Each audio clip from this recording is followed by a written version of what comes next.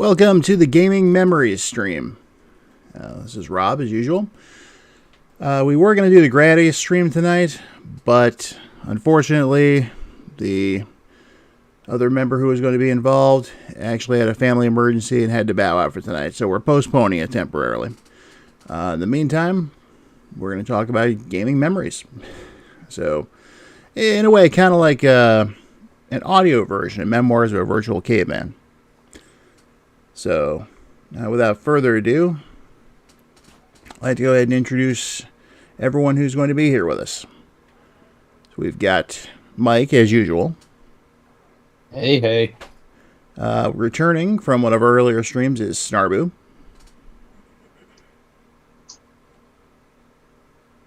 Who is still muted, apparently. Yeah, the browser version of Discord does not let you use the shortcuts outside of the tab, but yes, I am here. And for the first time, making his debut appearance on any stream ever, is my old friend Chris Bromley. I have known Chris for, God, how long has it been? A very long time. Yeah, we met in 10th grade, let's put it that way. Yeah. And I would say that he is responsible for the majority of my gaming tastes, as I stand. Wow, you're too kind. Well, it's because of you. I found out about a whole bunch of stuff. And as BL85 Gamer put it, the man, the myth, the legend. I was going to say that, but that might be a little hackneyed. Not to say that BL does not have any right to say that. As it is, because, not to embarrass Bronley too much, but Dyer named a certain action after him. I don't know if you wanted to dive right into that right away or what. Since it's going to come up later. Yeah, I'm aware of that. I remember when he told me about that a long time ago. That's so funny. Mm-hmm. Well, since it's going to come up later, Mike, why don't you go ahead and fill everybody in? Well, as I recall, it's a quote, pulling a Bronley, unquote, is a situation in a game where you are fighting a boss, it comes down to the wire, and, one hit could kill you, but you somehow manage to triumph over the boss with your neck on the line. Bonus points if it's the final boss. Bonus points if it's a game that has limited continues and you're on your last one. Been in a few situations like that, I think, so, I don't know what better to call it other than a really close shave, but that's already the name of a Wallace and Gromit feature, so pulling Bronley works. Yeah, but you even set it up where there's different stages of pulling a Bronley at one point, if I remember correctly. Yeah, this was a more recent innovation, but I believe I said soft Bronley. That sounds wrong. It sounds wrong somehow. Yes, it does. Say it out loud. God damn it. Okay. As I remember it, a soft Bronley is when you're on your last life, but not your last continue. Hard Bronley is, God damn it, this is just terrible. Okay, when you're on your last continue, but not your last life, and a full Bronley is when you're on your last continue and life, and, you have to go back to the entire game if you blow it, but you just snatch the sweetest victory possible out of it. That happened when I played The Firemen recently. Really awesome SNES game that Europe got, but the West did not. And that game gets really hard later, so I was glad I was still able to do that somehow. I think you were giving me a live play-by-play of that over Discord. I wasn't watching you, but you were just talking to me about it casually on the side while I was doing something else. I remember that moment, yes. Yes. 'Tis a good game, although I will have to admit up front that quite a few of the games I play now I don't actually physically own, so feel free to call the game police on me, I guess, or whatever. Actually, do not call Nintendo. I think they are that litigious. So. All right. Jeez. They might actually come after you. You said, what was it called? The Fireman? Yes. Game actually by Human Entertainment, the same makers of the Fire Pro series and Clock Tower, among others. Never heard of it. Oh, it's really good. It is. I'd say it is arguably the better, or at least the easier, of the two Fireman games to play on the system. On the SNES, there's also the Ignition Factor by Jalico, but I didn't dig that one as much. It's more realistic, quote. Yeah, that's more of a sim. The Ignition Factor is actually part of I believe, the first Jellicoe collection on the Evercade. Really? That's how I actually discovered that game recently. And I'm like, wow, this is incredibly in depth for like a weird firefighting game.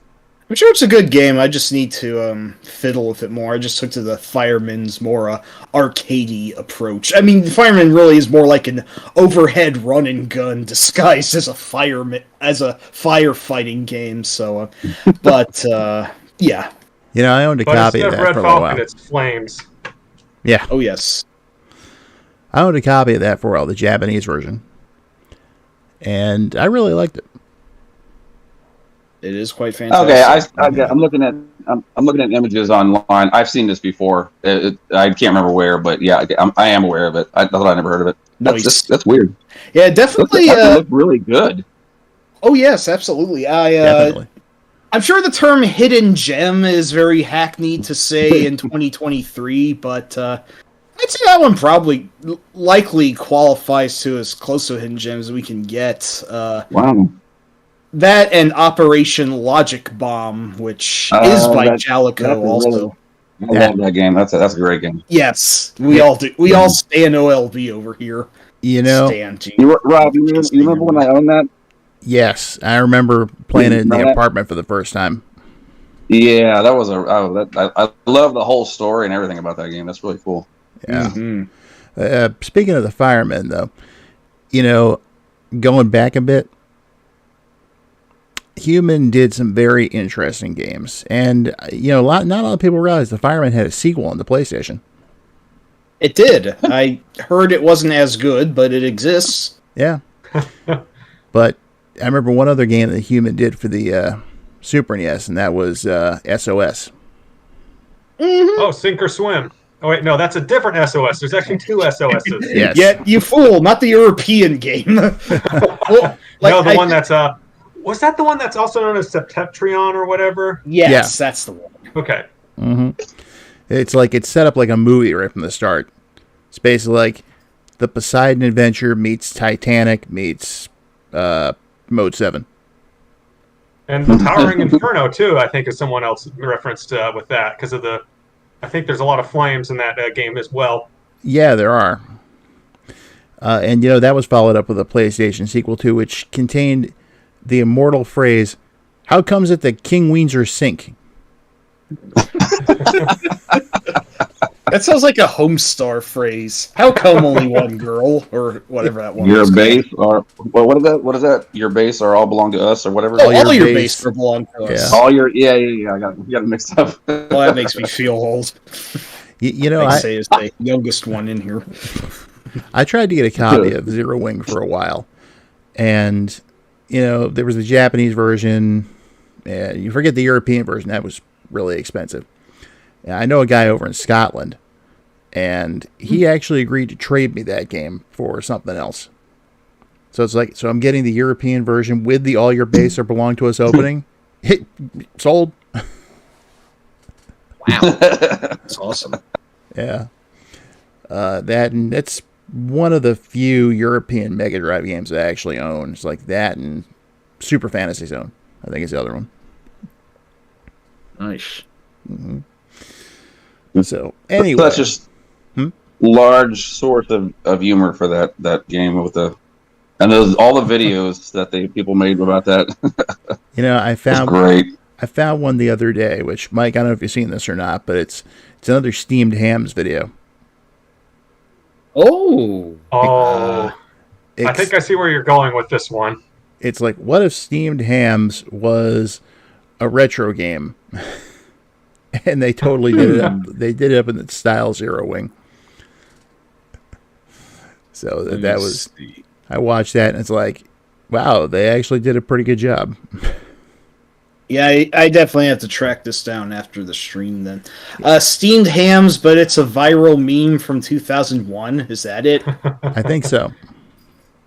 There's one of those steamed hams things that also is inspired by the old LucasArts adventure games, and I think it's actually a playable game if I recall. But you sadly can't do anything out of the script. You know, they didn't go that far, obviously, but that's just such a fascinating meme in terms of longevity. So you can't punch Chalmers in the face like you could Hitler in the Last Crusade graphic adventure. No, sadly, I don't believe so. Which you can't totally do. You get immediately gunned down for it, but, like, you gotta try it at least once, right? It's like Indiana Jones went down in history as the only person to punch Hitler in the face, but he didn't live to talk about it. Yep. But, you know, just thinking back to, you know, all of us here, we've got, you know, years of experience, you know, playing games. We've each got stories, memories, some shared, some not. So, the Q button's not working. Brandon's here in the chat. How's it going, Brandon? So, let's see. I think out of us here, in terms of age and playing, I think Bronley's the oldest one. Oh, thank you. Hey, I'm right behind you. And then you couldn't tell though. No, that's okay. Sometimes I feel a lot older. And then I think Snarboo's next. Yes. And then we got the baby of the group. Yeah, I'm the ... Oh God, am I the Wesley Crusher? You're the okay. Oopa. Oopa, yes. Let's go with Biomiracle Bokata Oopa. Yes, I was going to say a babyface wrestler. I don't know who the heel of the group is, but I don't know a thing about wrestling, so. Sorry, that's the only thing I know about wrestling. Satenga's the guy to talk to. Mike's the guy to talk to about wrestling, I think, in this group. Quote unquote, my wrestling knowledge is kind of shit compared to a lot of other people I know. I did kind of get into it for a bit back in high school, but I mean, I've long since faded away, and the WWE apparently really goddamn sucks nowadays. So yeah, I probably know more about wrestling than you guys do, but, you know, big fish syndrome. There are some wrestling video games I like, though, but yeah, same here. I'm a little bit picky about them, too, all the same, so. Well, I think the last time I actually watched wrestling was sometime in 1988, so. Well, it would be around the time it was most popular, so.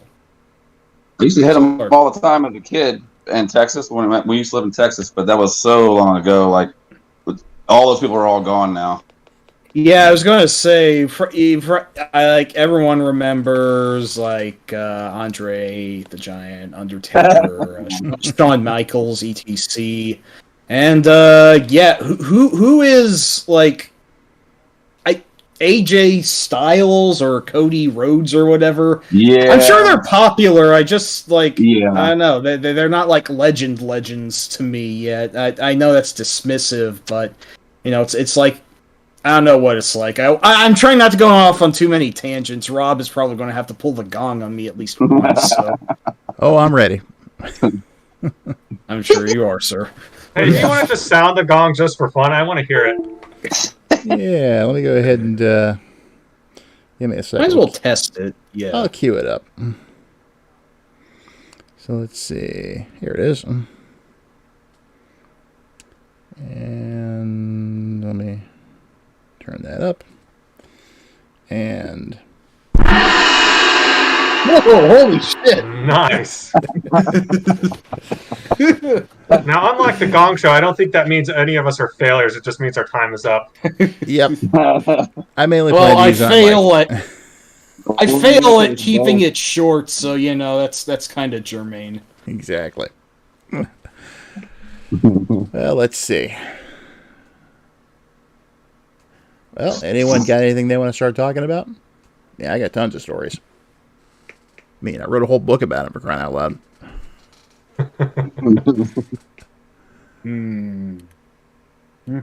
How about you, Mike? I was just about to qualify Mike for this one.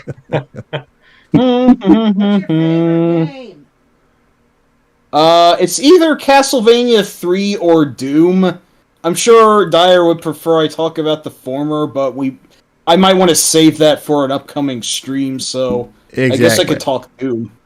Yes, and for those who couldn't hear, that was Bette asking what Mike's favorite game was. Oi. But go ahead, Doom things up. Yeah, I probably shouldn't have played Doom when I was like 4 or 5 years old.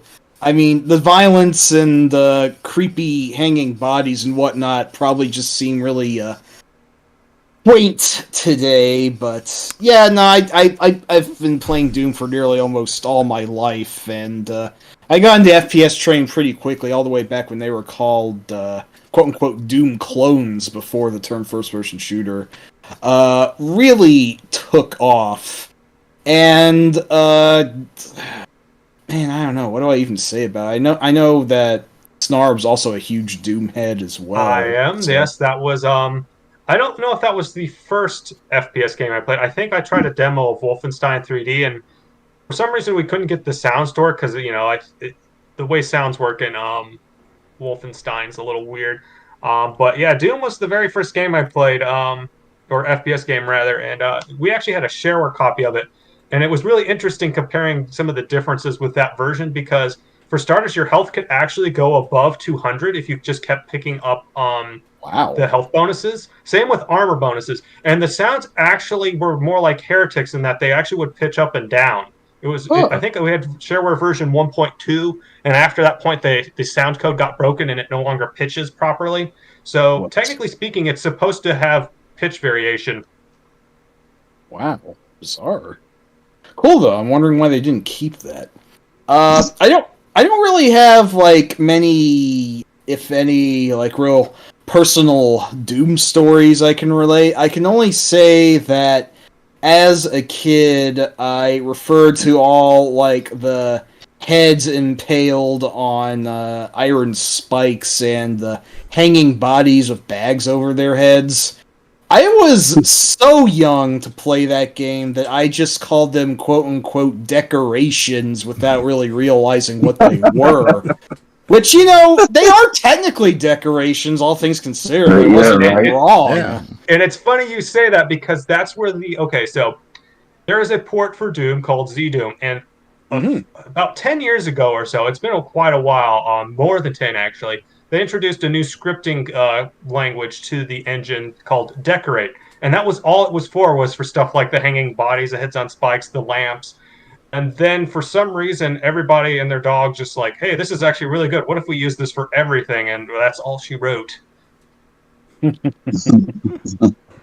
is really neat, yeah. I like the amount of Doom shit since then has been like crazy. That it is, I believe, the 30-year anniversary of the original game now, or it's going to be, and they are still making lots of levels and doing all sorts of really neat content for it. Like, even just released like a month ago or so is this one Doom experience, let's call it, just called My House.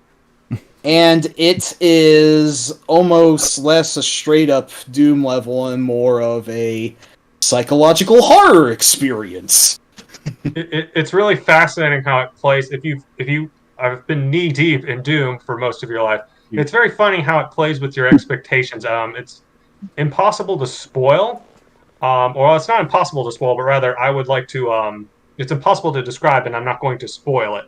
Yes. But if you like Doom and you happen to have Z-Doom handy, the latest version, definitely give that a spin. It does some things that I was intending to do with the Doom engine at some point. I have like something like 2 or 3 Doom projects going on at any time, and I never release them, and I probably should at some point. I have a bunch of them backed up. But, Rob Ronley, I know that Ronley, I'm not sure what your experience with Doom was, but I know that Rob's has not been the most favorable until recently. I believe a certain four-word phrase, and from that a three-word phrase comes to mind. So, if it's what I think you're saying, then I think it applies to most FPSs. Of the 90s, yes. I'll let you go first. That would be Rat in a Maze. Yes. And whenever I would talk about FPS games, you would, based off of that, throw out a certain three-word phrase. This game sucks? I don't know. No. Regarding rodents and what they aim for in a maze.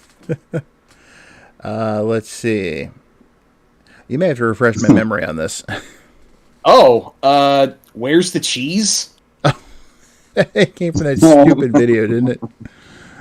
I forget exactly, but I found it very funny, yet at the same time, I just have to remark that FPSs, to an extent, became somewhat more linear after the sort of, 90s maze craze sort of faded out, and, like, for better or worse, like, all your Call of Duties or what have you mostly just had you shooting in tight corridors or whatever, and I don't know, it might be a little too far in the other direction. I'm not sure. It was a different era, to say the least. I do have a question for you, Rob, though. So, would you say that when you are real playing quick, an FPS game... Snarboo, real quick, yes. before you go on. I see we have Eugene in the stream. Hey, Easy. We do. What up? And yes, I'm pretty sure we all remember playing Gradius, but you weren't here at the top of the stream. We had to postpone the stream this week because of a family emergency with Mr. Matthews. So, but anyway, Snarboo, go ahead with your question. Yes, I have a very simple question for you, Rob. When you're playing an FPS game, would you say, despite all your rage, you're still just a rat in a maze? Pretty much, yeah. All right. I'll allow it. We're all grunge heads here to an extent, I think. All right, Bronley, you wanted to talk about Doom, I think. Oh no! I love Doom. I remember when I was in the military, right towards the end before I got out. I had my PS1 with me up in Virginia, and I spent the entire weekend going through I think all the first two Doom games on PS1. Like literally almost every hour. It was hardcore. but I did that with almost everything prior to that too. I mean, Rob can tell you. Oh yeah. In fact, I remember when I think you were either on leave or it was after you were out, when I first got to see the PlayStation, because you bought one. Yeah. And there was two games in particular you had, Crazy Ivan and Kiliak. Yeah. Mm-hmm. Yeah. Yep. I remember those. Yep. That was. Yeah. I don't remember too much about them, but it was like, wow, this is like full 3D on a console. This is something. Yeah, it was pretty amazing for that time. Yeah. Oh, also Philosoma. Oh man, that game incredible for its time. It was a really, really good game. Plus, I mean, me at that time, I was such a shmup maniac. Yes. Somehow I still haven't played it. I keep meaning to, though, especially since PS1 emulation is ostensibly better than it's ever been. I'm sure the disc itself costs way too fucking much, but... it might vary. It's all over the place with PlayStation games, but I only played Philosoma recently, and I am genuinely shocked that style of shmup never took off. I think there's like one other shmup that does the constantly changing perspective things, and I'm trying to remember what it's called. It's more recent, but that's what I would have. I think that's if shmups had never died, I imagine we would have gotten eventually like the Crisis or Call of Duty of shmups, and Philosoma was kind of a little preview of what that timeline might have been like, just given how wild and cinematic that is. And that's only the first stage. Like I only played it, for just a little bit, just to test out PlayStation emulation, because that was a game I was always curious about. I think I saw it in the store a couple of times, but I didn't own a PlayStation. And by the time I actually had access to a little emulator called Bleem, it wasn't available for rent anymore. That's actually my experience with the PlayStation. It's via purely emulation. It wasn't until much later that I borrowed a friend's console, but I can go into detail on that later. Well, I don't know if you remember Einhorn, I think Einhorn, as far as like yes, I do very much. That it ran very poorly in Bleem. I'll never. That game is. I love that game. That was like I fell in love with that game. I'll never stop loving that game. That game is so cool. I fucking love it, but I'm still not great at it. It is a very hard game, all things considered.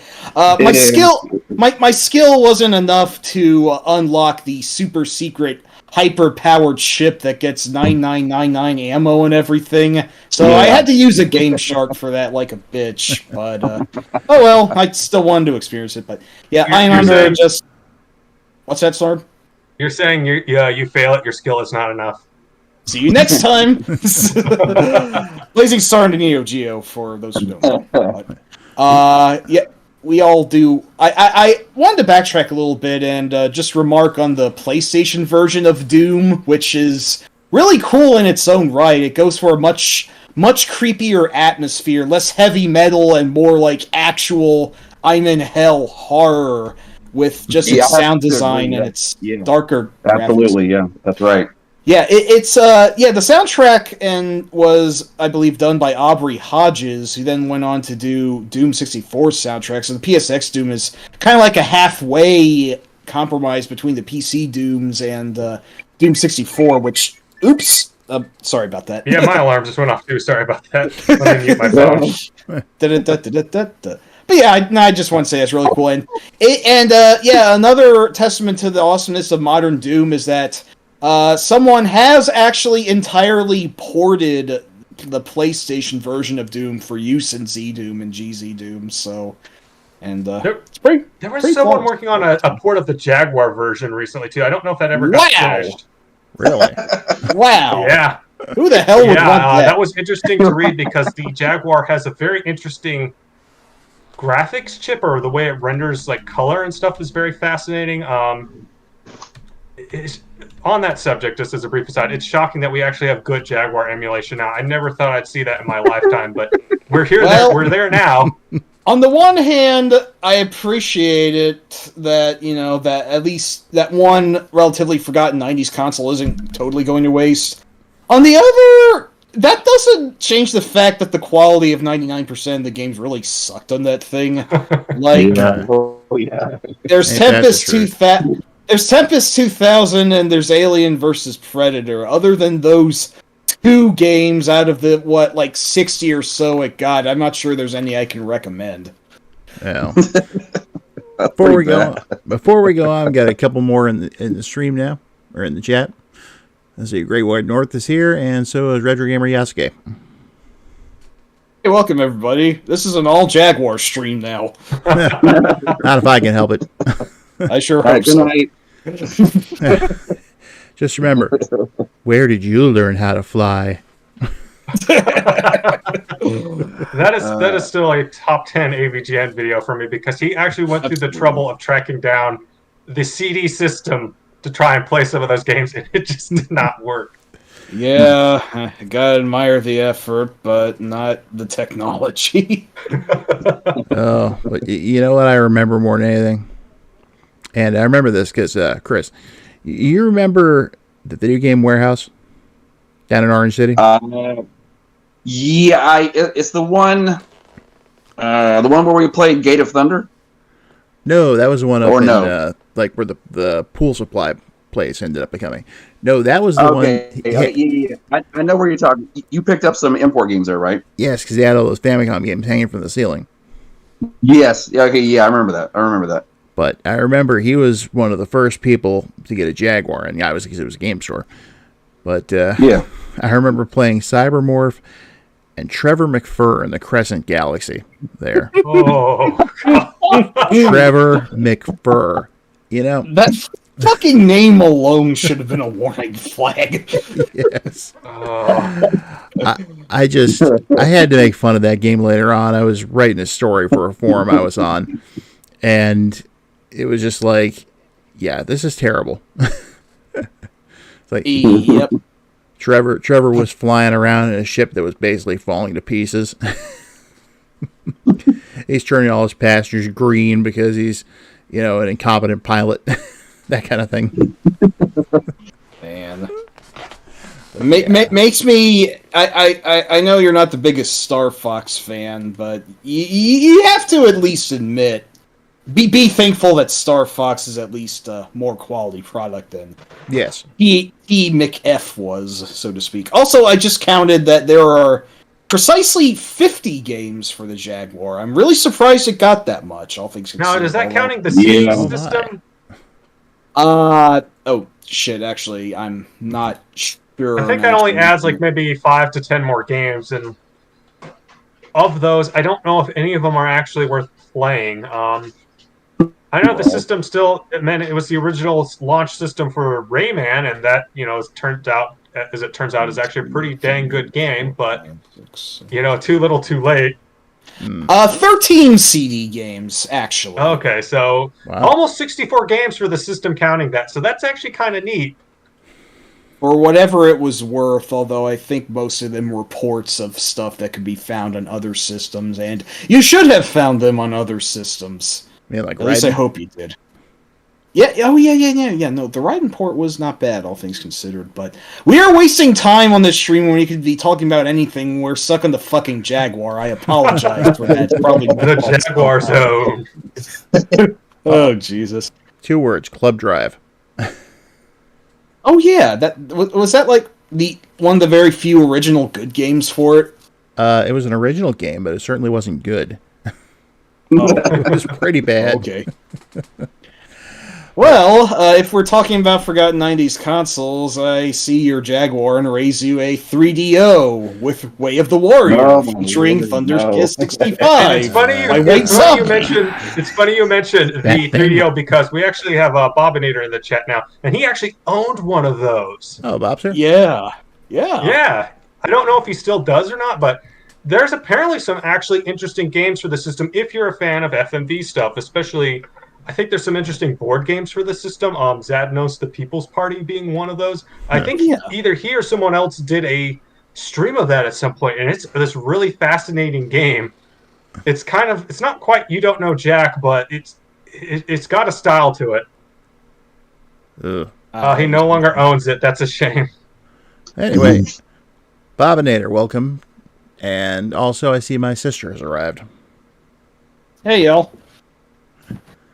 Yeah, no, the Neo was probably better than the Jaguar, at least, but, I mean, if you wanted to play Who Shot Johnny Rock, that's a thing on it. Oh, jeez. There's also an exclusive port of Balls for the system. Oh, hey, everyone's favorite fighting game ever. It's the director's cut. Magnificent. Is this just going to become the shit game stream all of a sudden? I apologize. Not until we change the final frontier of retro collecting. That's the only way you can go is down once you've played all the good games. Hey, at least we're not talking about the Memorex VIS here. That is one I have not heard of. Well, rather than go there, I'm just going to say regarding the 3DO, a friend of mine had one he wanted to sell along with a bunch of games, so he loaned it to me so I could find someone who would buy it. So I spent some time with it while I had it, and I'm glad I skipped it when it came out. It was just like... What is it called? The what? You're talking about the console, right? Yeah, he had the 3DO and maybe 25 games for it. Wow. Sheesh. So I think the only game which actually got my attention was Road Rash. Well, that was a good one, to say the least. But if nothing else, you could drive around a Soundgarden, so... Yeah, you can break your rusty cage and run, or you could play Gex, featuring Dana Gould. I actually prefer the sequel to Gex. Yeah, no, I like Enter the Gecko a lot more too. That was actually not a bad game for its type, surprisingly, or at least I really liked it when I played it, all the way to the end. Even I might have even gotten everything in it. I had a lot more free time as a kid to do crazy shit. Like I could play RPGs. I could play RPGs more than once to the end if I wanted to. I just can't muster that stamina anymore. Those were the days, God. Yeah, they were. I know, right? Yeah. Also, Undying Song is in the chat. Oi! Hello. Yeah. Welcome to us talking about systems that aren't the SNES or the Genesis, apparently. I'll tell you, the one thing I remember about the Gex Enter the Gecko was, has anyone seen Fox Mulder's Sister? He did spam that a lot, yes. Apparently it's even worse on the N64. Oh, yeah, that probably didn't have as much capacity for voice lines, so... Yeah. Yeah, I never got on to Deep Cover Gecko, but like using that actual person who I forget who it was, some model, was very weird and made me think, oh dear. This is just as a kid, just Years before Sonic, there was Gex. oh no, not Sonic 06, Jesus Christ. Let's skip Sonic, shall we? Yeah, Yes, yeah. let's do that. For now, yeah. Let's go back to, like, when Bromley and I were much younger. And it's like, how we first met was talking about the NES. Yeah, I remember that. That was in the library. Yeah, the school library. Yeah. It's like, I had just moved to Florida at the time. I didn't know anybody. And so I was just kind of keeping to myself and, working on some game ideas. Contra 2. Yes, Contra 2. There's a guy I knew who lived down the street from me, and him and I used to play a lot of Contra. So he's like the first guy I really was friends with after I moved. And we started coming up with these ideas for Contra 2. And I just remember seeing you walk by. I didn't really, you were kind of like there in my peripheral vision. All of a sudden you stop, turn around, and you just kind of look down, like, Contra 2? I'm like, yeah, just an idea I'm working on. I was like, didn't you know there already is basically a Contra 2? It's called Super Contra. It's out in arcades. So I'm like, no, I did not know this. Tell me more. And that moved on. And that moved on from there to discussion about the NES. So, I mean, we must talk to, like, Metroid and Simon's Quest and Blaster Master and, a bunch of other stuff. Mainly stuff you either owned or rented, because I hadn't had a lot of experience with it yet. Yeah. God, man, I mean, it's like renting was so much fun back in the day. Oh, yeah, it was. Now it's just no more. It's like Video Plus. Oh, yeah. The fabled Video Plus. I still remember the weekend I went in there and saw they had Super C. And they had one copy. They had one copy. I rented it. It's like, I gotta call Bromley. Yeah, you'd rented the other copy. Yeah. That was so good. I was in heaven. Oh yeah, it was great. So I just remember when I was in band in high school, and not high school, in middle school in a different state, and that's the time that I had gone someplace else for some kind of competition, and I almost didn't make it back to school because a friend of mine and I went to a convenience store and we found the arcade cabinet of Super Contra, and we stayed a little bit too long, and like I said, we almost didn't make it back on the bus to get back to school. But I didn't care because I got to see that for the first time. I was like, whoa. Super Contra. I remember actually finding the arcade cab when we'd gone up to, I think, the Volusia Mall once. And I think it was even in the same... Yeah. It was in the same arcade that was selling that Contra cab for like $300. Oh, I know. Yeah, yeah. And I actually went home and asked my parents if they could buy it. $350. Somehow I don't They're think like, that flew. no, I don't think so. It's not like we had a place to, keep it or anything like that. Yeah. So I mean, I tried so hard to convince them.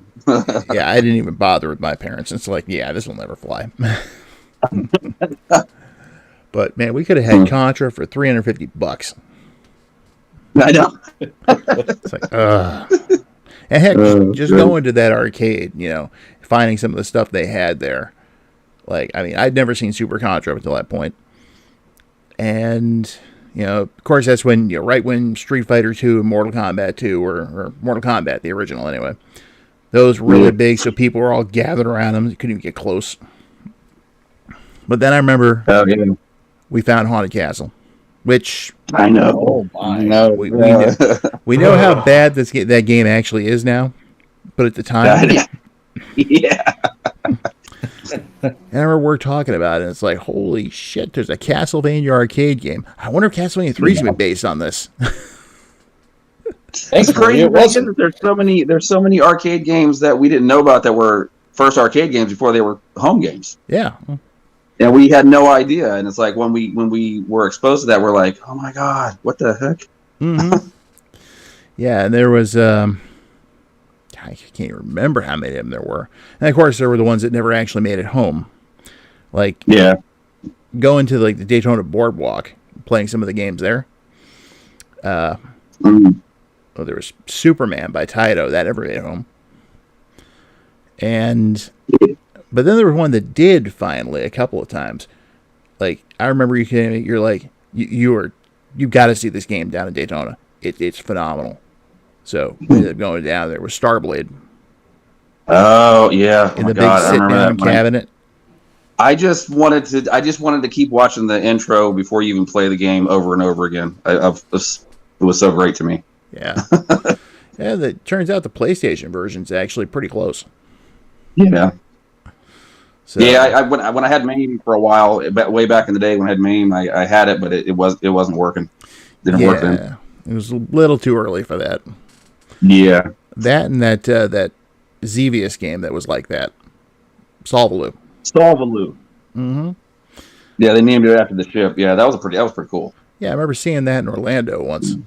And along with Galaxian 3, they had that. They remember that big, like, almost theater-looking thing? It was huge. The thing was gigantic.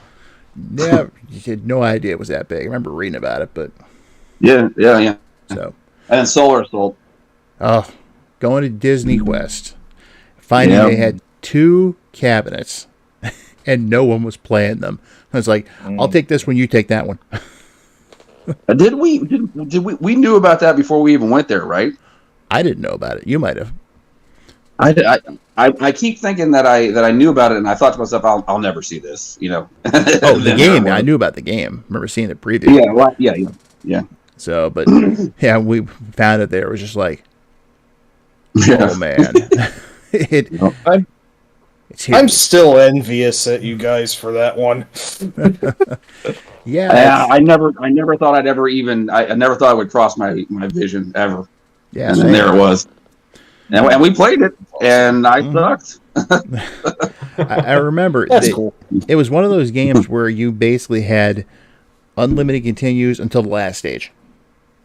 Oh, that bullshit. So yes. Boo earns. Because I ended up playing through it till the last stage, and when I died, I'm expecting to keep going, and it's like game over. It's like, no. There are quite a few games I like that even do that. I know Roston, Shinobi. I believe this other Sega shoot 'em up called Scramble Spirits did that. eSWAT as well. Sega was big on it in particular for some bullshit reason. That really sucked, and it is an old school amenity an old school crap shit thing that I am very glad is gone in games nowadays. Mm-hmm. Although, bring it back, though. Let's be real here. What's that? Absolutely bring that back. Do it with the Dark Souls game. You spent hundreds of hours. You die to the final boss. That's it. Your save game's wiped. Oh my fuck. People would be up in arms about that. I think Kojima joked about that once, quote unquote, joked about having a game that would erase your save if you died. I think there actually is one. Wait, yeah, Steel Battalion does that if you don't Yes. actually eject from the cockpit. Oh, It just erases your save right then and there. I actually got to play Steel Battalion, big ass controller and all, at a friend's house when I was back in college, and Wow. I had no fucking idea what I was doing, but it was still pretty cool, all things considered. But yeah, no, that's. I imagine the prices for that for its peripheral alone are heaven high through the roof, and like, damn if like those 40 button or whatever controllers are even fully functional anymore either. So that was a real lightning in a bottle, and I do have to wonder about the impermanence of games, if not just for their physical limitations. Yeah. That, and I think the game itself cost like $200 when it first came out. Oh yeah, that sounds about right. And once again, probably because of that controller. So, Let's take a moment to catch up with the chat here. Let's see. Eugene said, Samantha Mulder? If it's an X-Files reference, I don't get it. I never really watched the show. He did have a sister that went missing, which might be what they were referencing in Gex. Yeah, I do remember that. That was a big part of the show. Fox Mulder. Yeah, yes, Samantha Ann Mulder was an actual character, and she was abducted and never returned, and that is why Fox Mulder is so driven to investigate aliens. Okay, well, that checks out. Yeah. I keep meaning to get into X-Files, but it's like 10 seasons long, and the quality really ping-pongs from what I understand, so never did. I mean, I saw Twin Peaks. David Duchovny was on that, so I have no idea what's going on. You always reference that goddamn clip every time I bring Twin Peaks up, you son of a bitch. Burns his suit. Burns his suit. Burns his suit.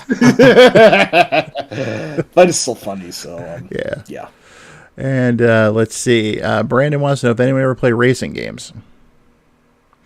Ridge Racer. Yeah, Ridge Racer. Have played a bit of that. Yes, damn fine coffee's on exciting. Damn good cherry pie too. But racing is one of my shittiest genres. I'm very bad at them for some reason. I think I might be worse than Mike at that as well, because that's a genre I'm not very big on. Probably because there weren't a whole lot of them on the Sega Genesis, at least not at the rental store I went to.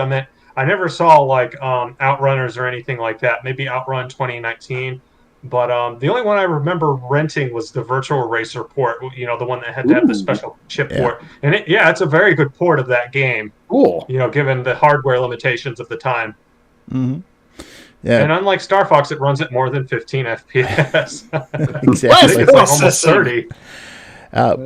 With me in racing, I don't do like the sim stuff like Gran Turismo. I don't do like, the sports racing like NASCAR or anything like that. I'm more about arcade racers. So, Outrun, F-Zero, Wipeout.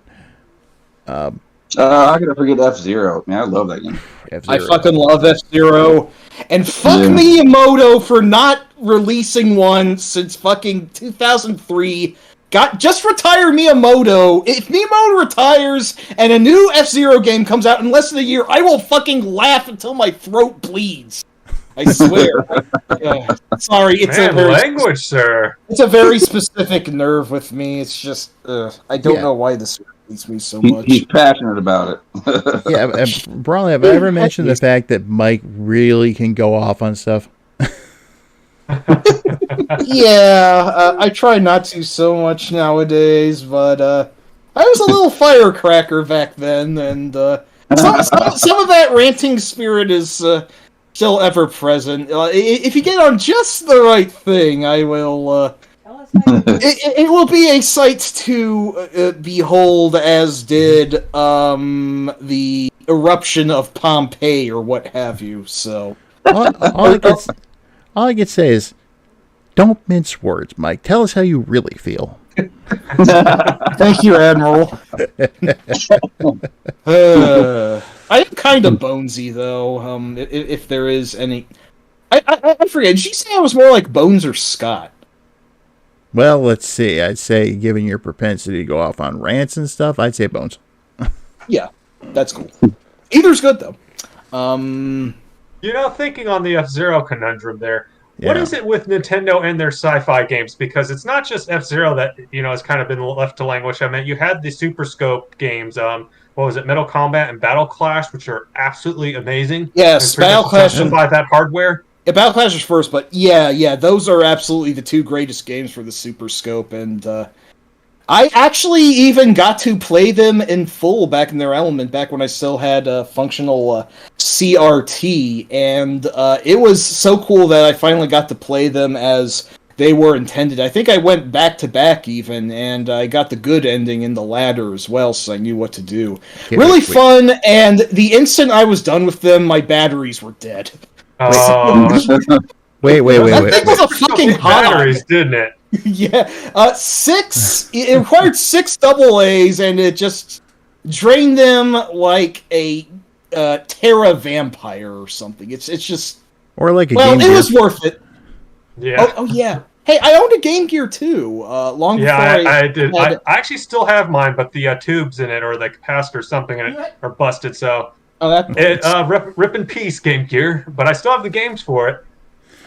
Well, I only ever had 3 games for it, which was the Master System / Game Gear version of Sonic, Mickey Mouse, Castle of Illusion, and Columns. 3 good games, all things considered, but for some reason I never got any more whatsoever, and then I just sold it and the games before I did. So this is before I really knew the value of why I should have hung on to games. So I've been there.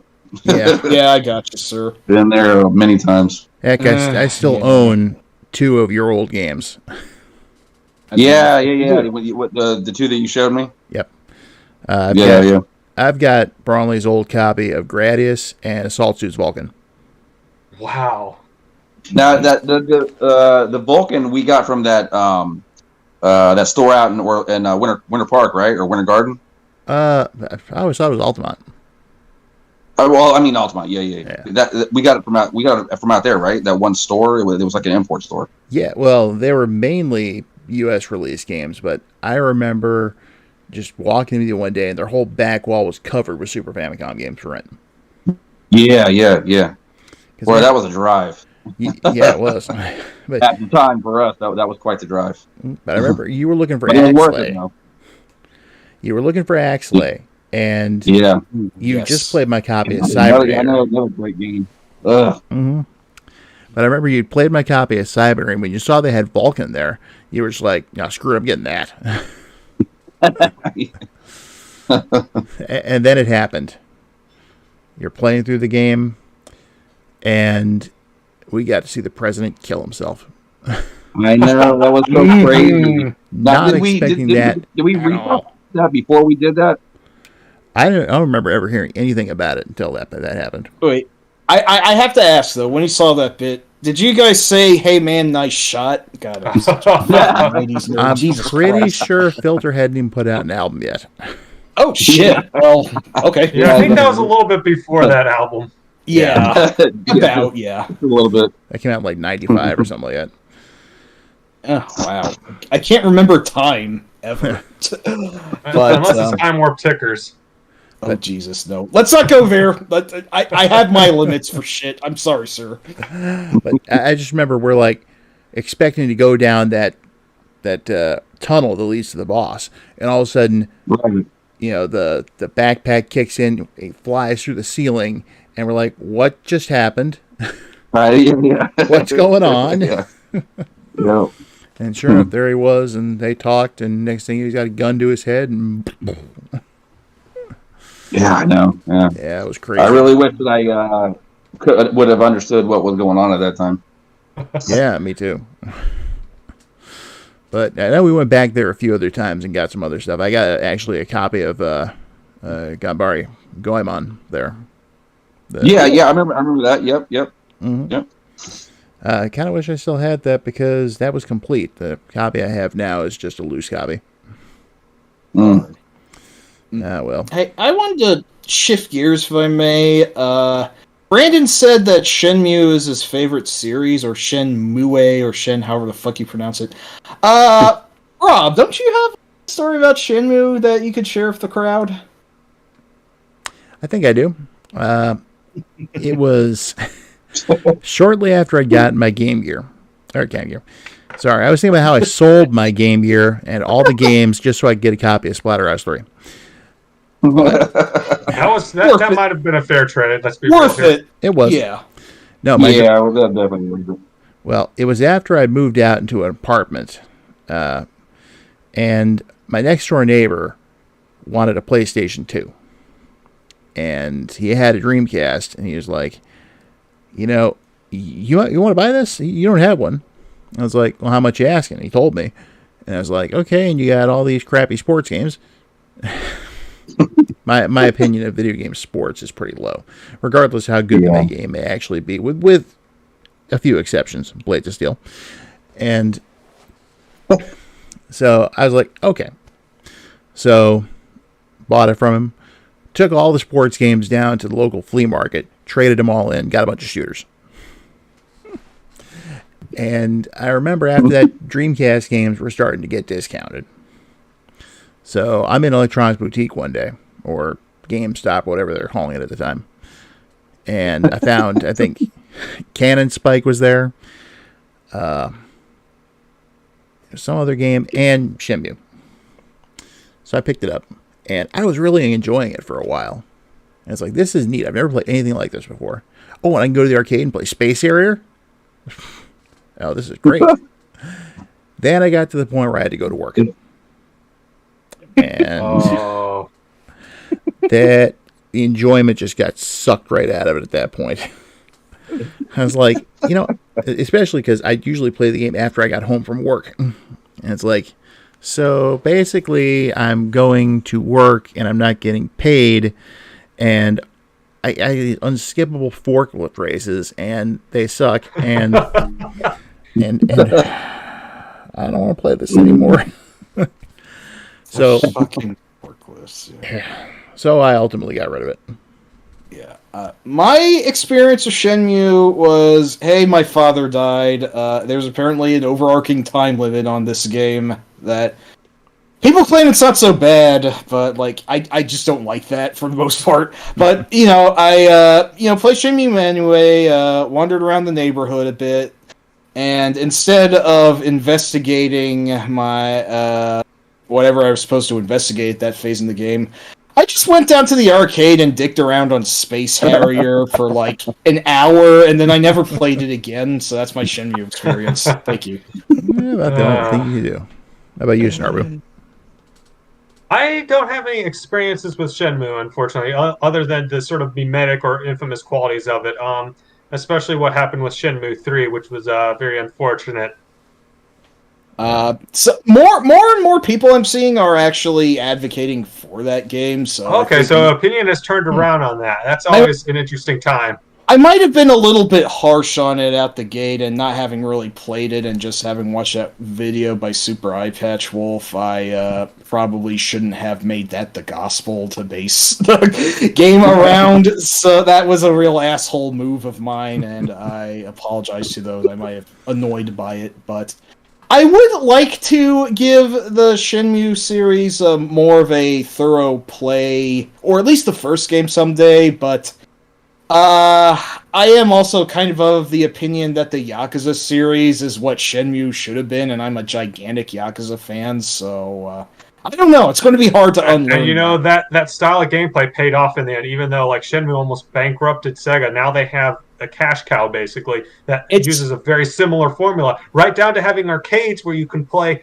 Some of those Yakuza games are some of the only ports that in existence for some of Sega's games. It's nutso. Yeah, I mean, starting from zero, they had Space Harrier as well, and Outrun, Fantasy Zone, Super Hang-On, But later game, like the Judgment spin-off of Yakuza has Motor Raid in it, and I'm not sure if any of you else have played Motor Raid, but it's like this futuristic bike racer by Sega that I think runs on like their Model 2 or Model 3. It's very cool, and I don't know why it's not a separate port away from Judgment, because it's just weird. Like, it's like I have to buy a modern game to play a classic game that otherwise isn't on anything else except emulation. What sort of world is this we're in? Well, I mean, Judgment's the only time. That's not the only time that's happened. That's the only way to play Time Splitters HD is to buy, like, what is it? Whatever that awful Red Dawn wannabe FPS game was. Revolution, I think it was. Yes, the sequel, yes. And I admit, I got that on sale. They discounted it for $2 just for a copy of Time Splitters 2. I got a terrible game-shaped tumor attached to it, but it was easy enough to cut off at least. You know, gaming is really, especially modern gaming, is really fucking stupid sometimes. At least Judgment's a great game, so that's not the only reason I'm getting Motor Raid for, but it's just weird, you know? Anyway, Yeah, to taking catch up, quite a talking weird about this. turn. But, Braunley, I know you had a Dreamcast for a while. Did you ever have Shenmue? I did not. No, I was aware of it and everything, but I never played it. Never owned it. I do seem to remember you having Phantasy Star Online. Yes, that I did have, and that I loved it. That was a real good game.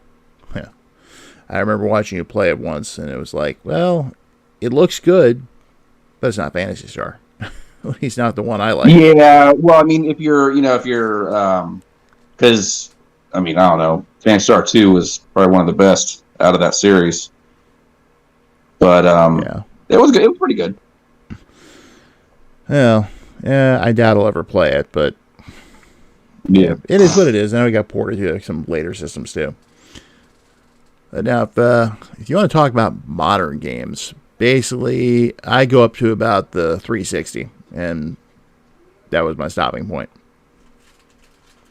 So I've never really played the PS4, the what was it, the Xbox One or Series S or the Xbox box or whatever it's called. I don't even know. They should have just kept tacking on more O's on top of like the title, so it's just Xbox and Xbox and then Xbox. I mean, I will say though that I was amused by the incredibly stupid name of the successor to that, the Xbox One, which later came to be referred to as the X-Bone. And I was really hoping that when the next Xbox was released, that I could spin a similar derogatory name for that. And then, like, fucking mana from heaven, it was the Xbox Series X. I just took a few seconds, and then X-Sex. There you go.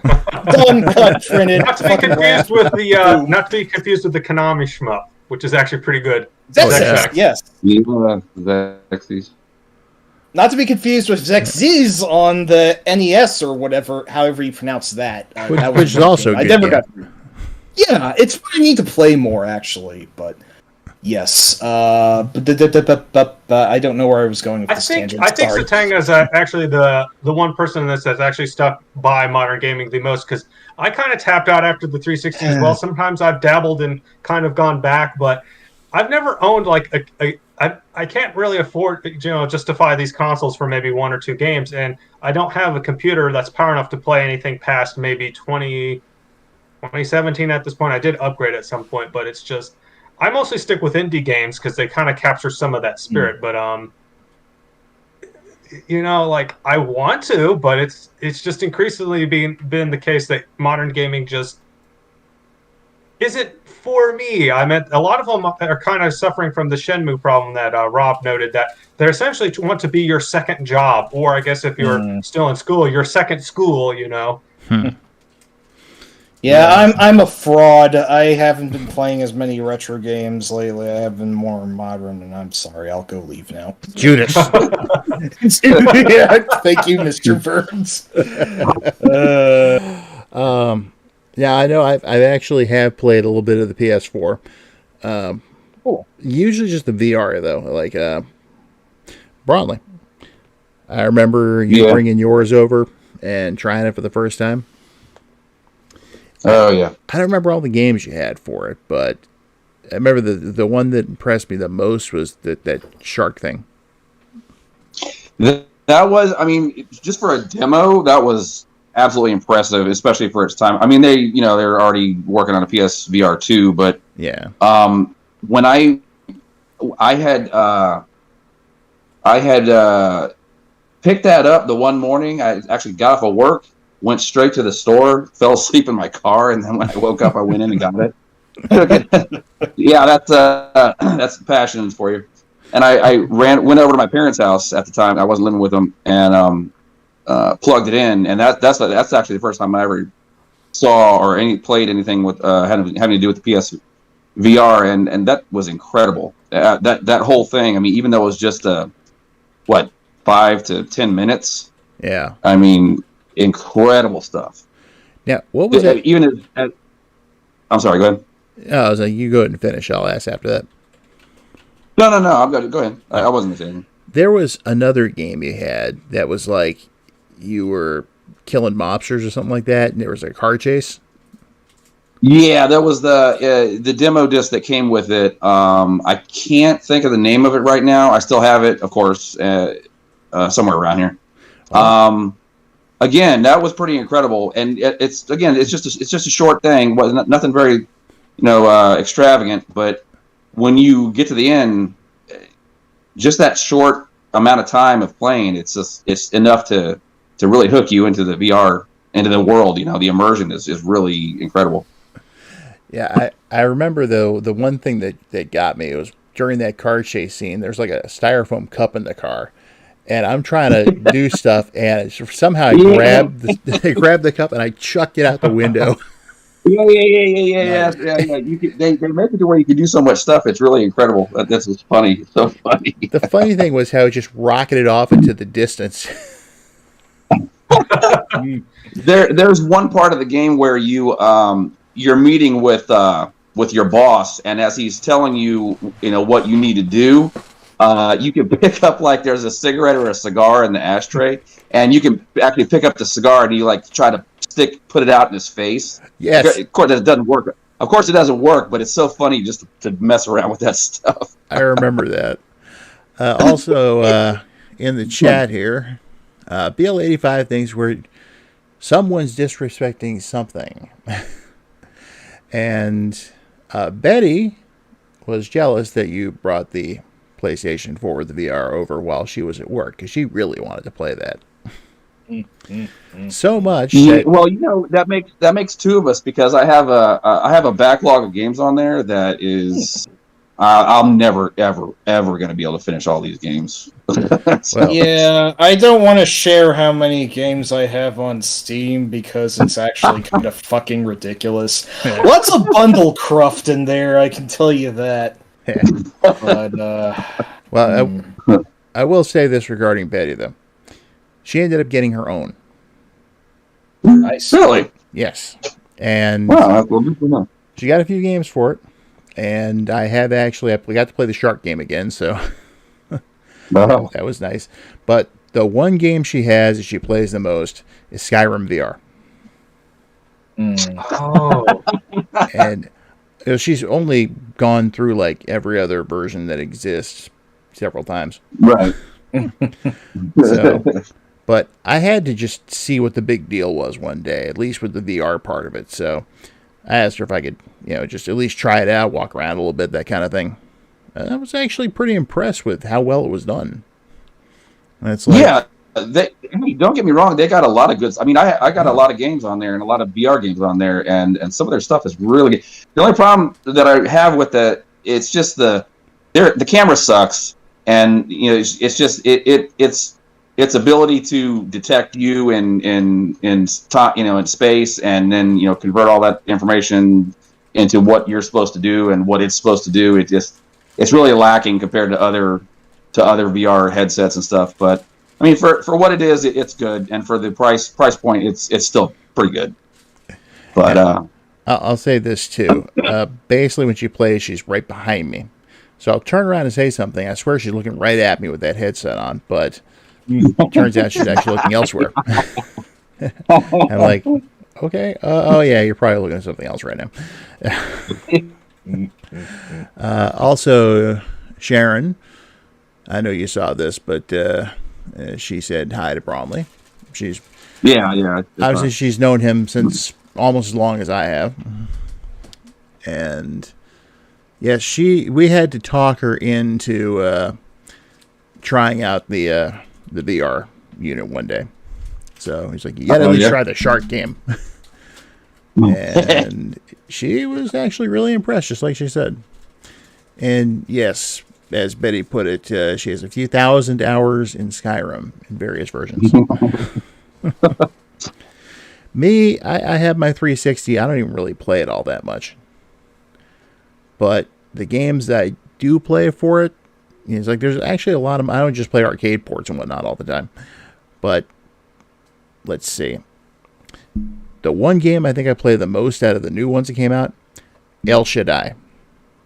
Ascension of the Metatron. Yes, that game is nuts, but in a good way. It's like it goes from being a 2D platformer to a 3D thing to one point where you're like riding light cycles through Midgard fighting Decepticons. I think that's how Sam puts it, right? Something like that, I'm sure. Yeah, since both you and Sam have so fervently recommended that game to me, I went on and actually played it some years back, like 3 or 4, somewhere around there. And I was quite impressed with it even early on. Like the second level of that game looked like it would have been the final level in any other game because of how ominous, like, the red and all of it, and the giant eye on the tower or whatever it was, and like people were celebrating down there. Like, what the hell is this? But yeah, I think once you got to Azazel's domain, which looks like a goddamn like future cyberpunk anime or whatever, I was like, what in the genuine fuck am I playing here? This is amazing. That's a good way to describe it. Yeah. I will say though that like maybe the combat in it does get a little bit what's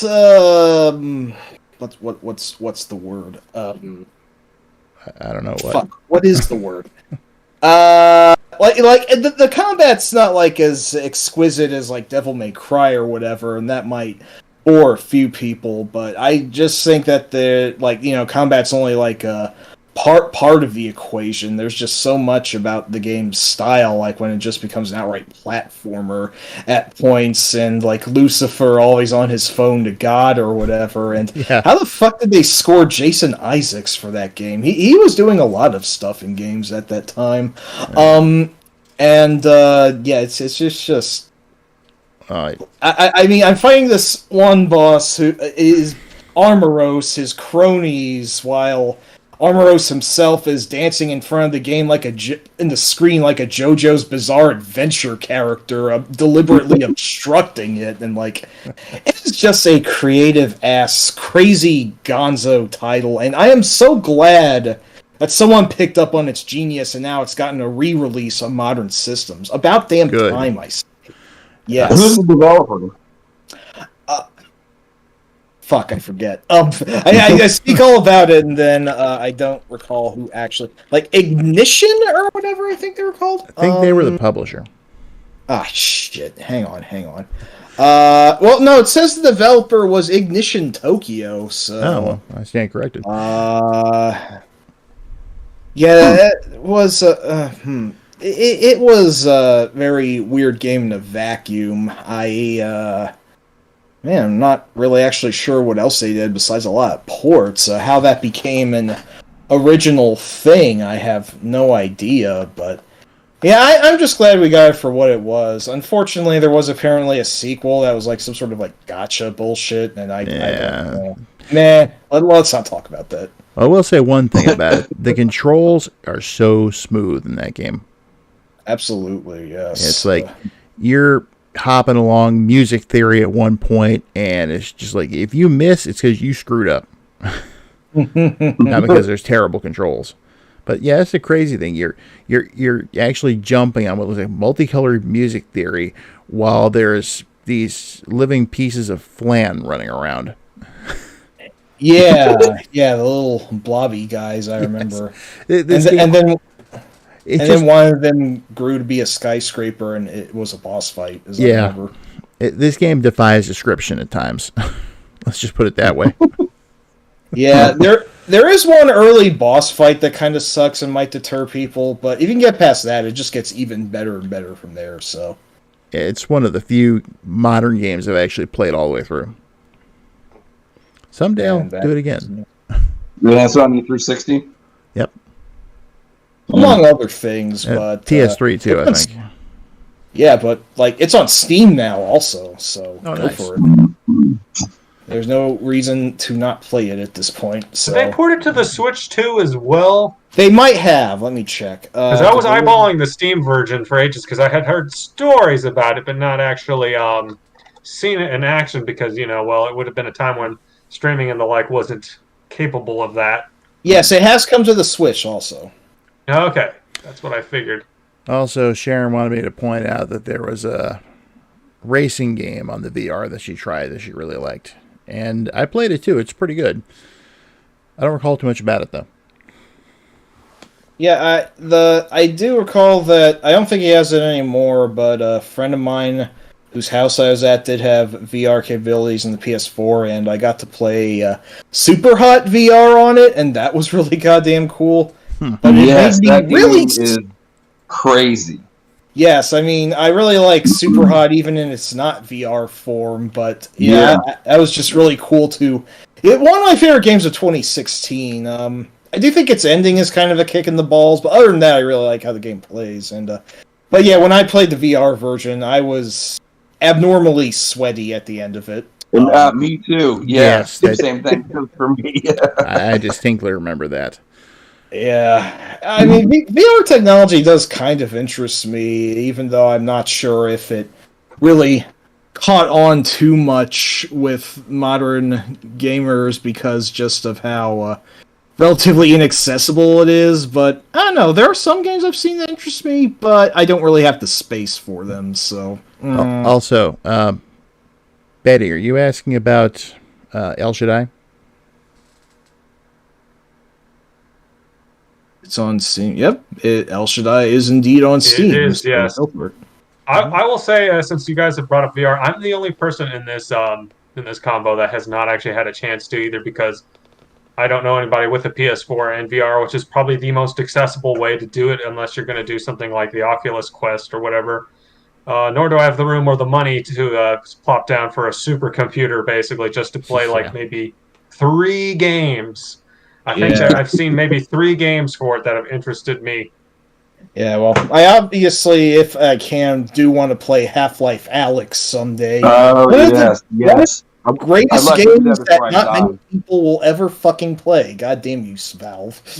My fear with that, though, is that by the time I can afford VR, all of those old classic VR experiences like Alyx will be completely inaccessible due to compatibility issues with the hardware. Because that's such a common problem with any kind of specialty thing like that. Also, Bronley, sorry, I think I talked over you earlier. I might have too, sorry. No, that's fine. I heard regarding Half-Life Alyx, somebody was working on a non-VR version. Yes! Yeah, that got released recently. Really? Yeah, I think like last week or so, actually. Oh my gosh. Wow. Not recently. I had to look into that. That's pretty cool. Trying to think some other modern games that I play that aren't arcade ports or whatnot. I'm not big on a lot of open world stuff, but I do like Red Dead Redemption Undead Nightmare.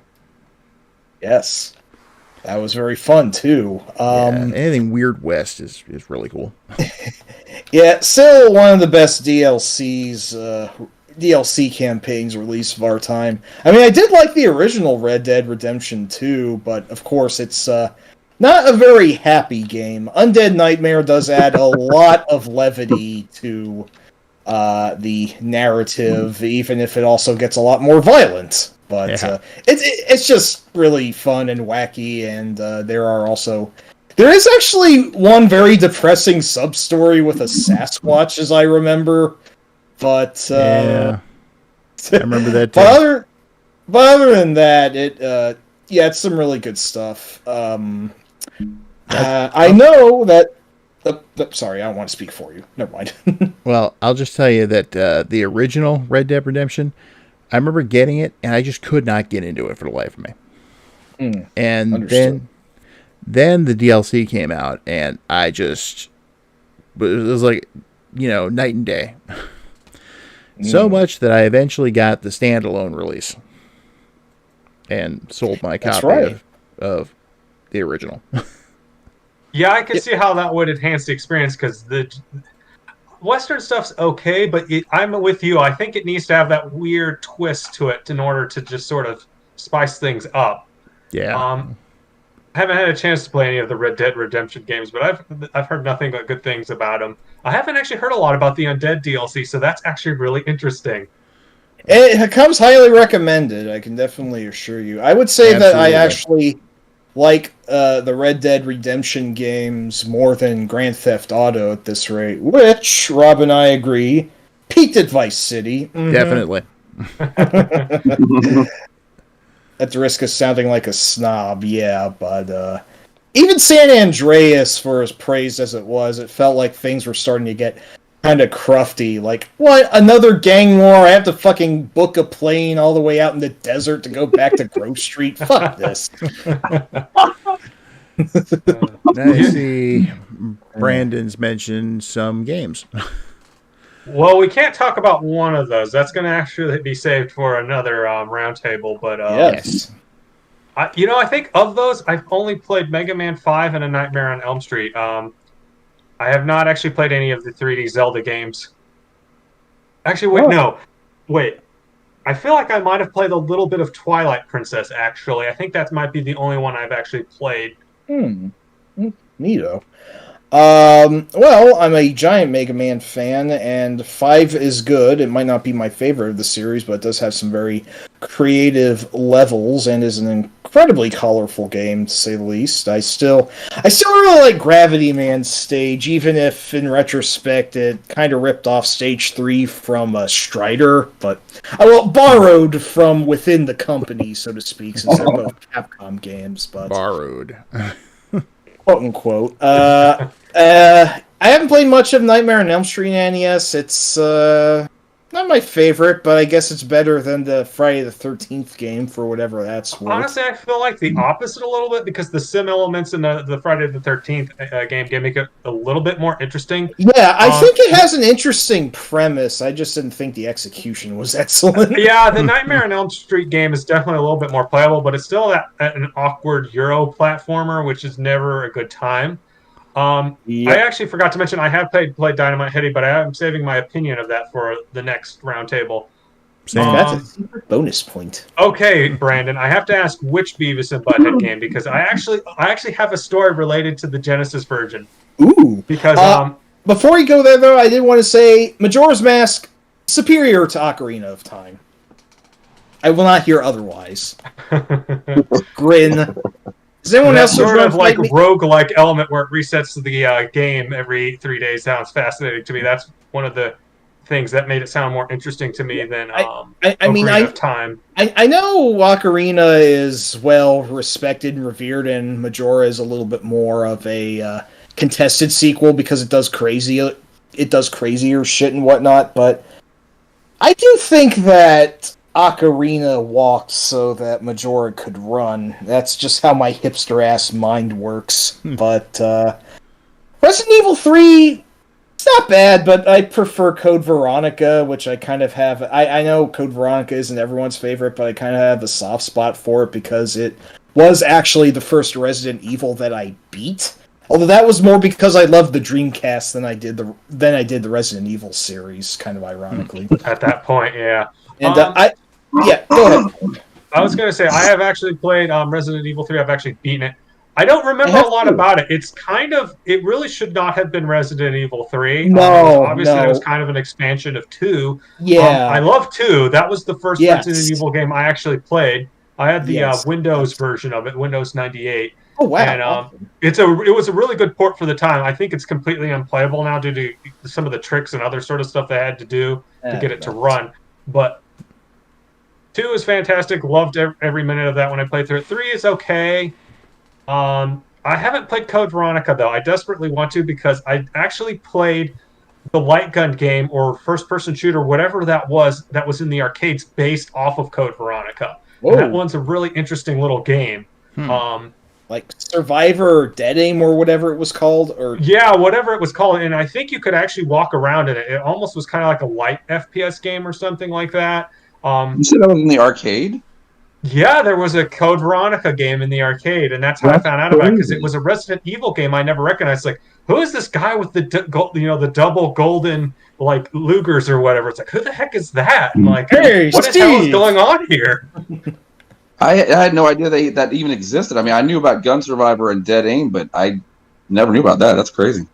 Yeah, it might be Dead Aim. I'm not sure. I'd have to look into it because I just remember being like, what the heck is this? Okay, it is actually called Resident Evil Survivor 2 Code Veronica, and it had a PlayStation 2 port also, surprisingly. Okay, interesting. So it was the sequel to the original PS1 game, Resident Evil Survivor, the one starring Ark or Victor or whoever. That one had even much worse voice acting than the main series did, and that's saying something. No, don't go. Exactly. Well, what about you, Raleigh? Any thoughts on any of those? Oh, what the? Actually, I bought. I have Code Veronica for the PS4. They had a sale on the PlayStation Store, and I actually started it. But like a lot of other games, I have a bad habit of starting in them and not finishing them. Almost everyone I know is like that, and I just can't do that. I need to commit. I need to fucking finish games. I hate. Okay, I guess. So bad. I just started playing Control again. I started over. Oh, nice. That game is incredible. I love that game. And I played for like a week and then I stopped and I told myself I meant to get back on it and I still haven't gotten back on it. Well, I really don't want to do that. Well, I will say that I actually did stop playing Ghostwire Tokyo after a few hours. I'm not sure if it was because I wasn't really jiving with it or whatever, but that was around the time that I had to go to the hospital for diabetes, so I never got back to it after that. So I can understand how that would color the experience. Yeah. Shit. Anyway, I want to talk. Sorry, go ahead. Yeah. No, I was going to say, Snarb, you had that Beavis and Butthead story. Yes. Okay. So Beavis and Butthead for the Sega Genesis. Now, as I understand it, it's the better of the two 16-bit Beavis and Butthead games. As I understand it, the SNES version is pretty terrible, but it's less generic. It's less generic than the SNES version. The SNES right, because it's almost like an adventure game, like open worldy kind of thing. You explore the world because it's like, well, you had a ticket to a Gwar concert, or you had 2 tickets. They got shredded into like however many pieces, so you have to explore this massive game world. And I got a ways into that, but I was like maybe 10, 11, 12, or however old I was, and I wasn't great at games. So a lot of it was struggling, trying to get through like places that would just murder you, like the sewers, or like going through like this long stretch of backyards in the suburbs. Yeah, the sewer level was awful. Like every sewer level. The one thing that actually got me, and the one thing that just infuriated me, was the whole couch fisting sequence, because you have to hit the button just right at just the right speed in order to win, and you have to win it because one of the tickets is there. Well, I got so furious at that sequence. I almost smashed my Sega Genesis right then and there. And my mom actually caught me right before then, and she's like, okay, I'm going to sit you aside here, and I'm going to give you one rule. You are banned from playing that game. And ever since that point, I have actually held to that ban and have not touched that game ever again. I have never, ever opened the cart. I've never inserted it into the console. I haven't even emulated it. I have respected her wishes on that much. Snarv, I will say, I don't think it's really worth beating, so stick to that. Well, yeah, exactly. There is a good ending to that. A good friend of my sister's, she was one of those, she was an anime kid, like I was. So, I was able to connect with her friend on that level. But she actually was really good at that game. And she actually managed to show me get all the tickets and then show me the true ending where you get to go on stage with Gwar. Nice. And that was worth it, just seeing someone else just masterfully, dutifully play that game. And it was amazing watching her just do the couch fishing sequence. It's like, yeah, you have to use your thumbnail or your fingernail. And she was just like, I was like, well, how the heck are you doing that? It was just, I was just entranced by that. It was just an amazing hour or two. And, it was great. I never have to play the game again. I am absolved of all my sins. Nice. I'll just say on a side note, I've seen Gwar twice live. That's awesome. Yeah. Hey, did you get eaten by the world maggot? No, they reserved that for girls. Alas. I get it. I didn't even get sprayed by odorous. Although my friend... and Bromley's friend Steve did. Nice. He was right down front and center in the pit when Odorous at one point pulls up the cuttlefish of Cthulhu from between his legs and just starts hosing down the crowd. He actually, after about 2 minutes, he stops. He's like, "Whoa! For a minute, I couldn't tell if I was coming or going." Yeah, I think I remember that. It's funny because he wore a white shirt deliberately. So after we left, he stopped to get gas, and I got my first look at him actually in light. I was like, "Steve, stop what you're doing right now and go find a mirror." He was covered in this stuff.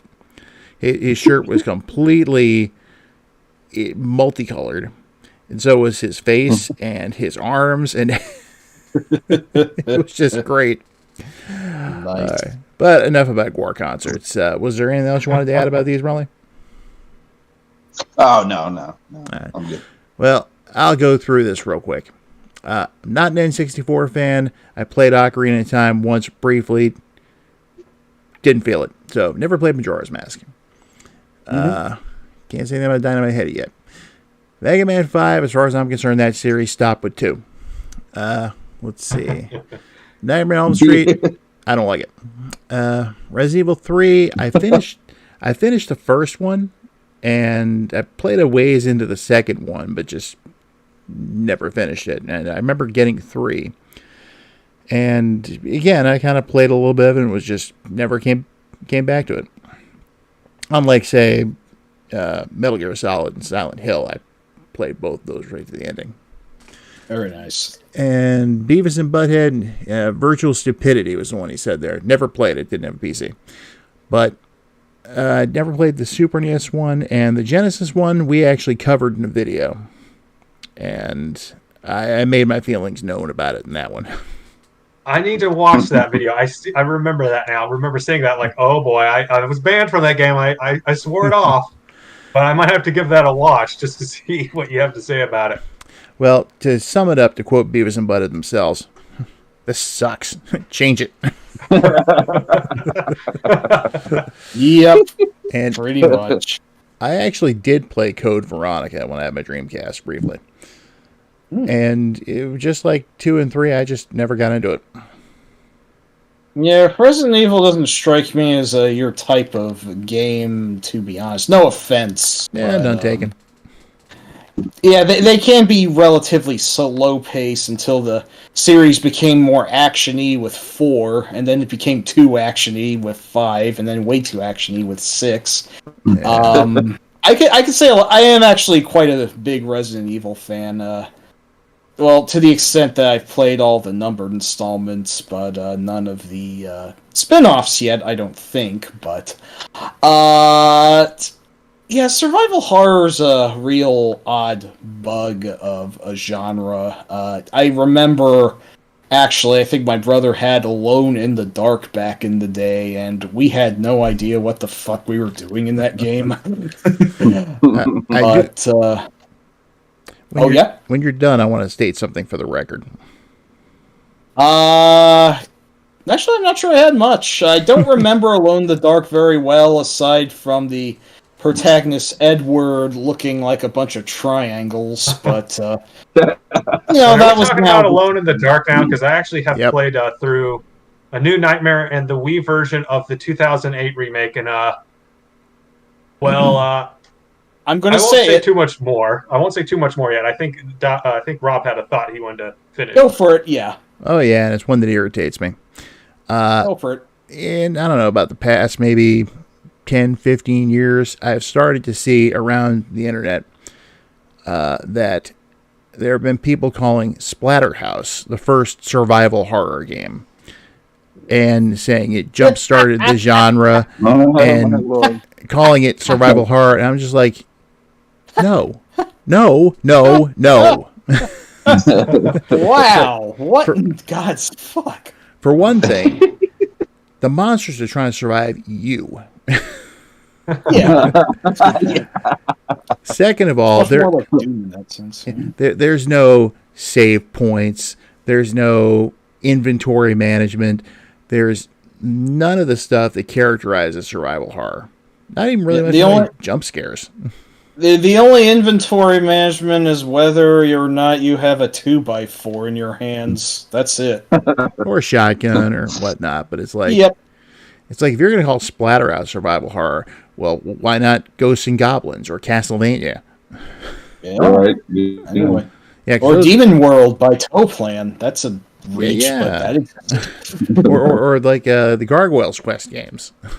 Oh, yes. Those are good ones. Yes. Demon's Crest is still my favorite. It's a good, real hard game, I gotta say. Yeah, it's excruciatingly hard. Especially trying to get the actual ending, like the real ending. Oh man, that true final boss. Yeesh. Yeah. Malicious. But yes.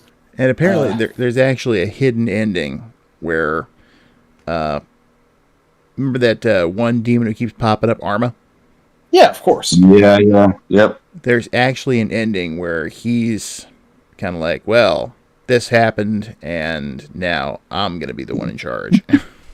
I remember reading or seeing that it was like a real early bad ending that you had to go out of your way to get or something like that. Crazy. Yeah. So, Barbie Cenobite Adventures, Brandon? There hasn't really been a Hellraiser game on that note. There was going to be, I believe, but one of the few horror franchises not to get a game. Because that reminds me, actually, even Puppet Master now has a game. Really? It's actually free on Steam, if I recall. Yeah. What? Holy shit! It's like a Left 4 Dead style thing. Except one team plays as the puppets and the other plays as a human. Okay, that sounds pretty damn good, actually. Right? Yeah, that's pretty cool. I remember I got a hold of the Blu-ray somehow. It was, I think it was something that Bette had bought, or it was a subscription service of some kind, and they included the Puppet Master Blu-ray. And it's like, I remember watching this on VHS back in the early 90s. He's like, you don't want it, I'll take it. Holy shit. Blade, Pinhead, Tunneler, Torch, 6-shooter, the gang's all here. Holy shit. Leash Woman, too. Oh, wow. Oh, really? I gotta check this out now. But, yeah, there was also, besides Hellraiser, I think you're right. I think it is the only one that's never really received. Was there ever a Child's Play game? No, actually, I think that's the only other one that hasn't gotten one. Halloween did get a game either, now that I think about it. It did on the 2600. Yep. 2600 game. Right. And the Texas Chainsaw Massacre also got a game on the 2600, didn't it? Yes, where Leatherface gets punted off screen by a girl when his chainsaw runs out of gas. You know what the funniest thing about Halloween is? Yeah. You play it with, like, I'm guessing it's Laurie, and you're trying to rescue these kids from Michael Myers, who keeps popping up and actually plays the theme song when he does.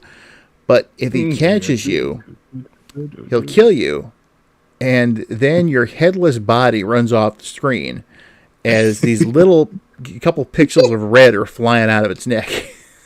Yeah, It's one of the funniest amazing. It's excellent. I love it. And it was apparently controversial for its time, which, like, look back on it and I was like, holy shit. What? Even back then, people didn't have lives. Yeah. And they wanted to harp on this moral guardian bullshit. It's, like, crazy. The funny thing was, it barely got a release, you know?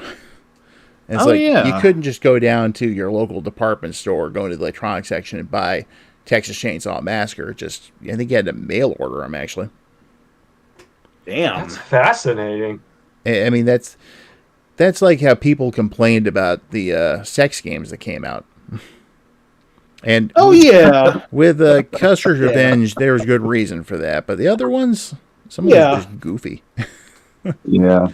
And those, again, were like, you know, you can only get them in, like, you know, adult stores or whatnot, or mail order, but people still raised hell about them. It's like, but the children, and it's like, why do you think they come in these little lock boxes so the kids can't get in? After all, I was just going to make a Simpsons reference. Go ahead. there's one in particular called Night on the Town, which has to be one of the funniest things I've ever seen. And it's like these two, they look like aliens. It's like it's a guy and a girl, and you're trying to build this bridge to the girl. And they're both completely naked. They look like, you know, walking Lego figures, but still. But it's funny because, you know, the guy is totally hung. And as you're walking across the screen, As they are.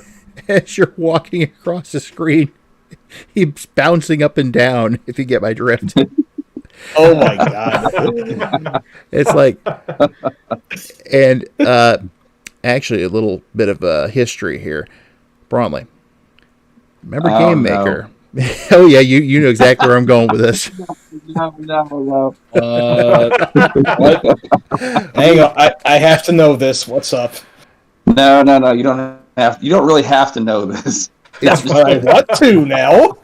Okay, we were like 14, and he had Game Maker for the Commodore. It's probably Gary exactly what Maker. you're thinking. Well, you know, you tried to make a shooter for it at one point. I remember you actually creating a scrolling background. Yeah, I actually did some pretty cool stuff for it. Mm-hmm. But there was some very juvenile stuff we did. Yeah, that's putting it mildly. I came up with an idea for a ground cannon for this shooter. And it was basically a disembodied arm. And in the hand, there was a couple pixels worth of brown.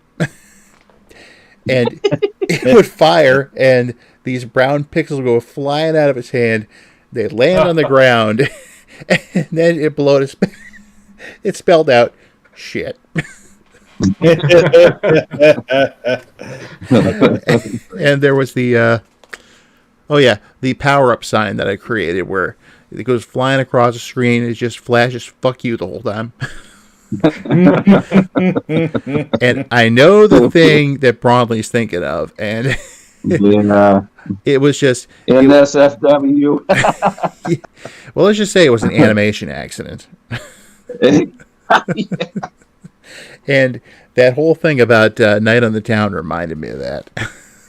But it was Definitely juvenile. Oh yeah, it was one of the funniest damn things. So, but I won't go into that right now. And we put the animation. Those animation settings were for like one cycle, and then you could put it on continuous. And we just put it on continuous. Crazy. Yeah, I won't go into that though. I can probably leave it to the imagination. No worries. But I do remember this. You can mess with the code on the title screen. There was and just one night, I remember you were just like messing around with the code, trying to get it to do different things. And you remember how the dog would run across the screen chasing the ball? Didn't we make it fly off the screen? What happened was you did something in the code, and the ball chases the dog. Eventually hits it, and it hits it in the ass, and the dog goes flying.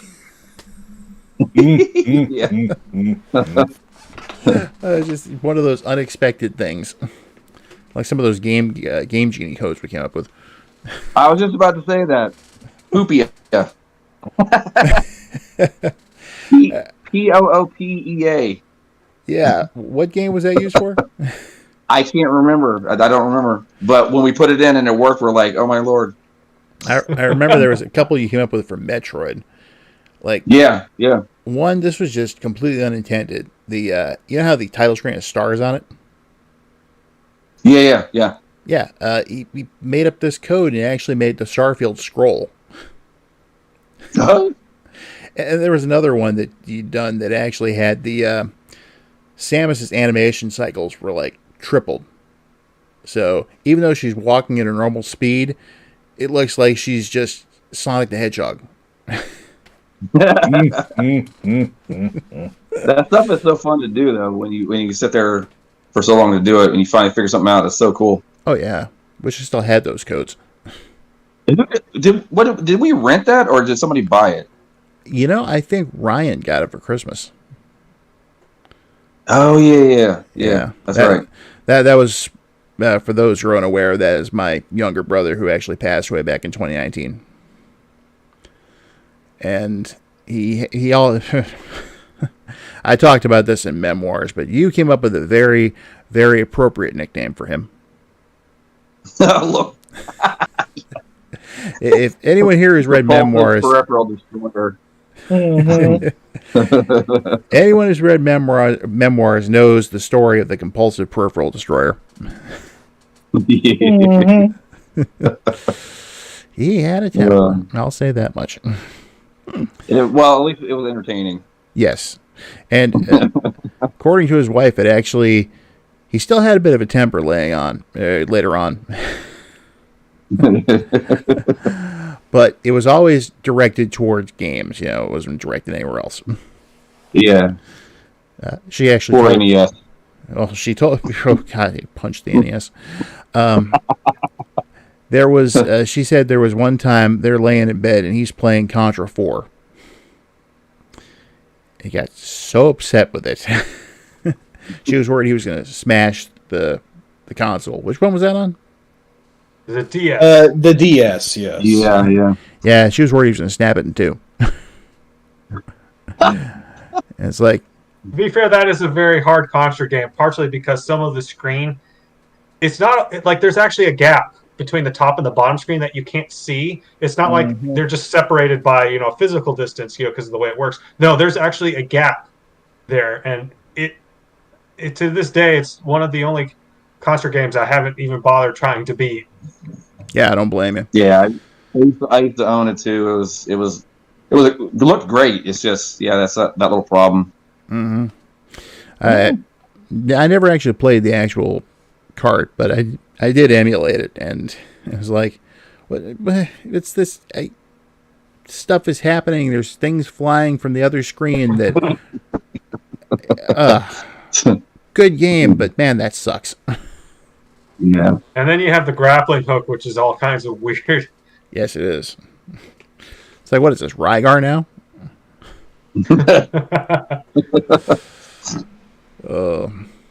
I admit I never really had as much problem with the double screen divide, and I really liked the game a lot overall. But I could see how that would be a deal breaker for some. So it is what it is.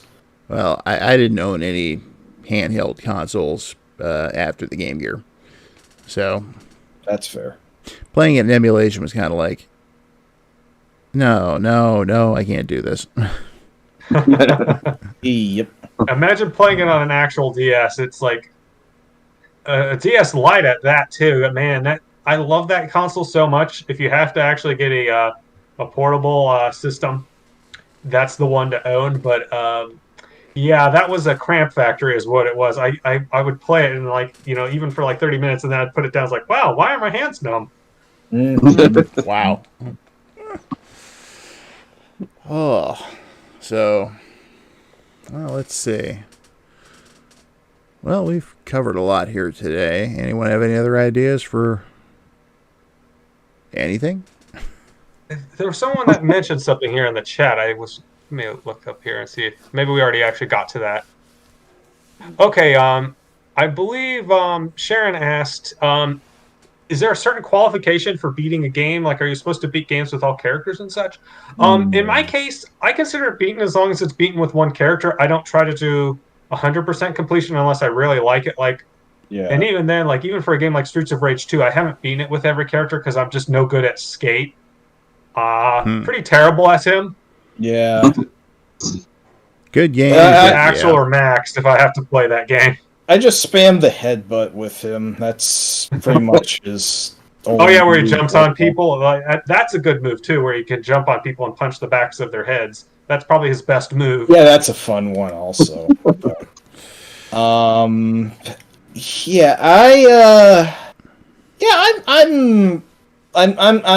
do my best not to be an elitist jerkwad. I try to, if someone considers a game as beaten as they're going to get it, like, the only real criteria I can say for beaten is get to the final stage / final boss, defeat that, see the ending, and, yeah, you've beaten it. I guess there's, like, a bylaw with games that are extremely tough, so some people use save states to see the end, which some purists consider to be cheating, but in this modern day and age, when my reflexes are slowing a little bit and I don't want to have to train for 2 whole weeks to fucking beat Battletoads again, beaten is beaten. It's cool. I absolutely count save states as counting towards completion because every modern retro re-release has save states. They advertise that. It's like, oh, by the way, it has save states and rewind. And it's like, that is very fair. There are some games where it's actually better to use save states where it can actually make the game work better, especially guild games with password system. Like, you can actually use it just to resume, like, oh, I got to a password screen. Okay, save state, and then you return to it. Or if you want to just mash it out so that you have a save state every 5 seconds like I used to when I was emulating games in my teens, that's also fair. It's whatever. Emulating in your teens. Now I feel old.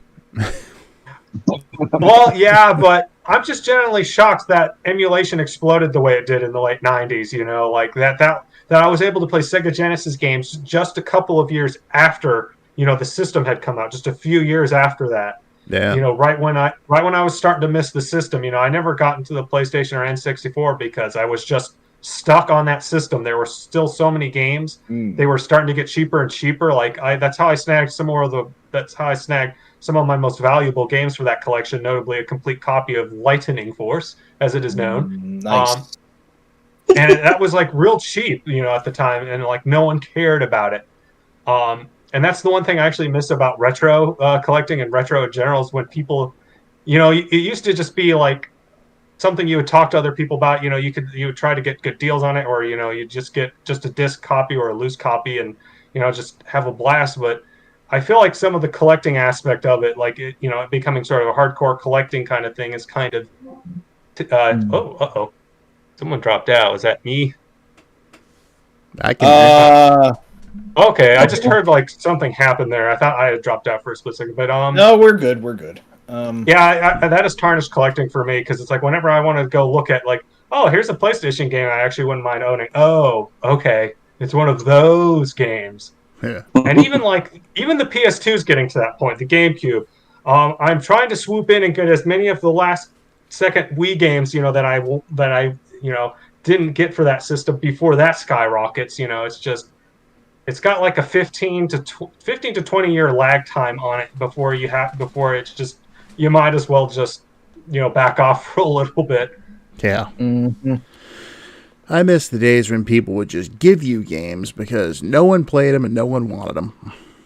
Yes, that was also. They weren't an investment. They were just something to be, shared. Hey, I've beaten this game X number of times, or I just didn't like it. Here you go.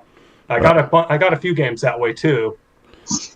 There was one that was just great once. I was in, I think, 8th grade, and there was a guy I knew, and I, at the time, was very much an Atari fanboy. I knew about the NES, thought it was all about the graphics. I was very wrong. And there was a guy I knew, and he's like, well, my cousins were visiting, and they left a whole bunch of Atari games there, and I asked them, and they don't want them. You want them? Sure. I'm figuring he's got, a couple of games, probably just Asteroids or something like that. But for that price, who cares? So next day he comes in, and he's carrying 2 duffel bags, and he puts one of them down on my desk. He's like, here you go. I just kind of look at him, like, what? So he's like, yeah, just bring the bag back tomorrow. So first chance I get, I open it up, and there's all these games I'd never even heard of. Stuff like Mountain King, and which was a great game. Yeah, that's a good one. And then there was crap like Racquetball. And there were a few duplicates in there that I already had, but that was just, it's like I just had 30 games dropped in my lap. This is great. So, but yeah, stuff like that would just happen because no one wanted this stuff. And it was the same thing later on with the NES and Super NES. It's like either they didn't want them or you could get them super cheap.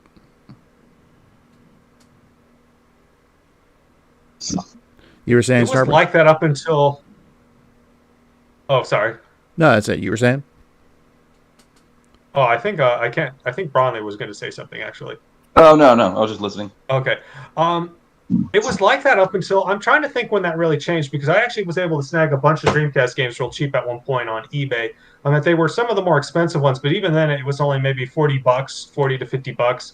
I know I snagged a complete copy of Cannon Spike for about that much. It might have been up to 60, which, I was like, yeah, that's fair. That's about the price of a game, only a little bit more expensive. I looked at the price for that game recently, and it's like, for a complete copy, it's I think up to $500, and I'm just like, oh. It's like, and I own that game, and it's like, why? It's a good game, but it's not worth that much. Yeah, I try not to poo-poo the modern state of gaming too much because I don't want to veer into curmudgeon territory if I can help it. But objectively, the state of physical retro collecting just fucking sucks. And I'm not sure it's going to get any better as games get older and bit rot sets in also, so... Yes, I'm trying to figure out when this happened, too, when the change started happening, because, even for a while, you could get, brand new PlayStation games, for, $20 Like, I was able to get a copy of Silhouette Mirage and Thunder Force 5 complete system, or whatever that one's called, for pretty cheap from, a local game store in, 2005 or so, 2006, 2007. And now, again, nowadays those games probably go for obscene prices. I don't even want to look at that right now. But I just don't know when it changed. And I guess maybe maybe if I had gone back to the NES, I think at that point the NES games had started to skyrocket. And if I go back and look at maybe Xbox One games and 360 games, they are where NES and Sega Genesis games would have been when I was growing up, or when I was, starting to become an adult in the 2000s. But I feel like there has been a change in the sort of attitude there with gaming towards more of a sort of it's an investment, it's an asset, it's a commodity kind of thing with retro gaming. And I can't quite figure out where the cutoff is, or if it was always there and I just didn't notice it because I was a naive young man. So, speaking as someone who was there, it definitely was not. It was okay. This just kind of happened over the past few years. Yeah, I agree.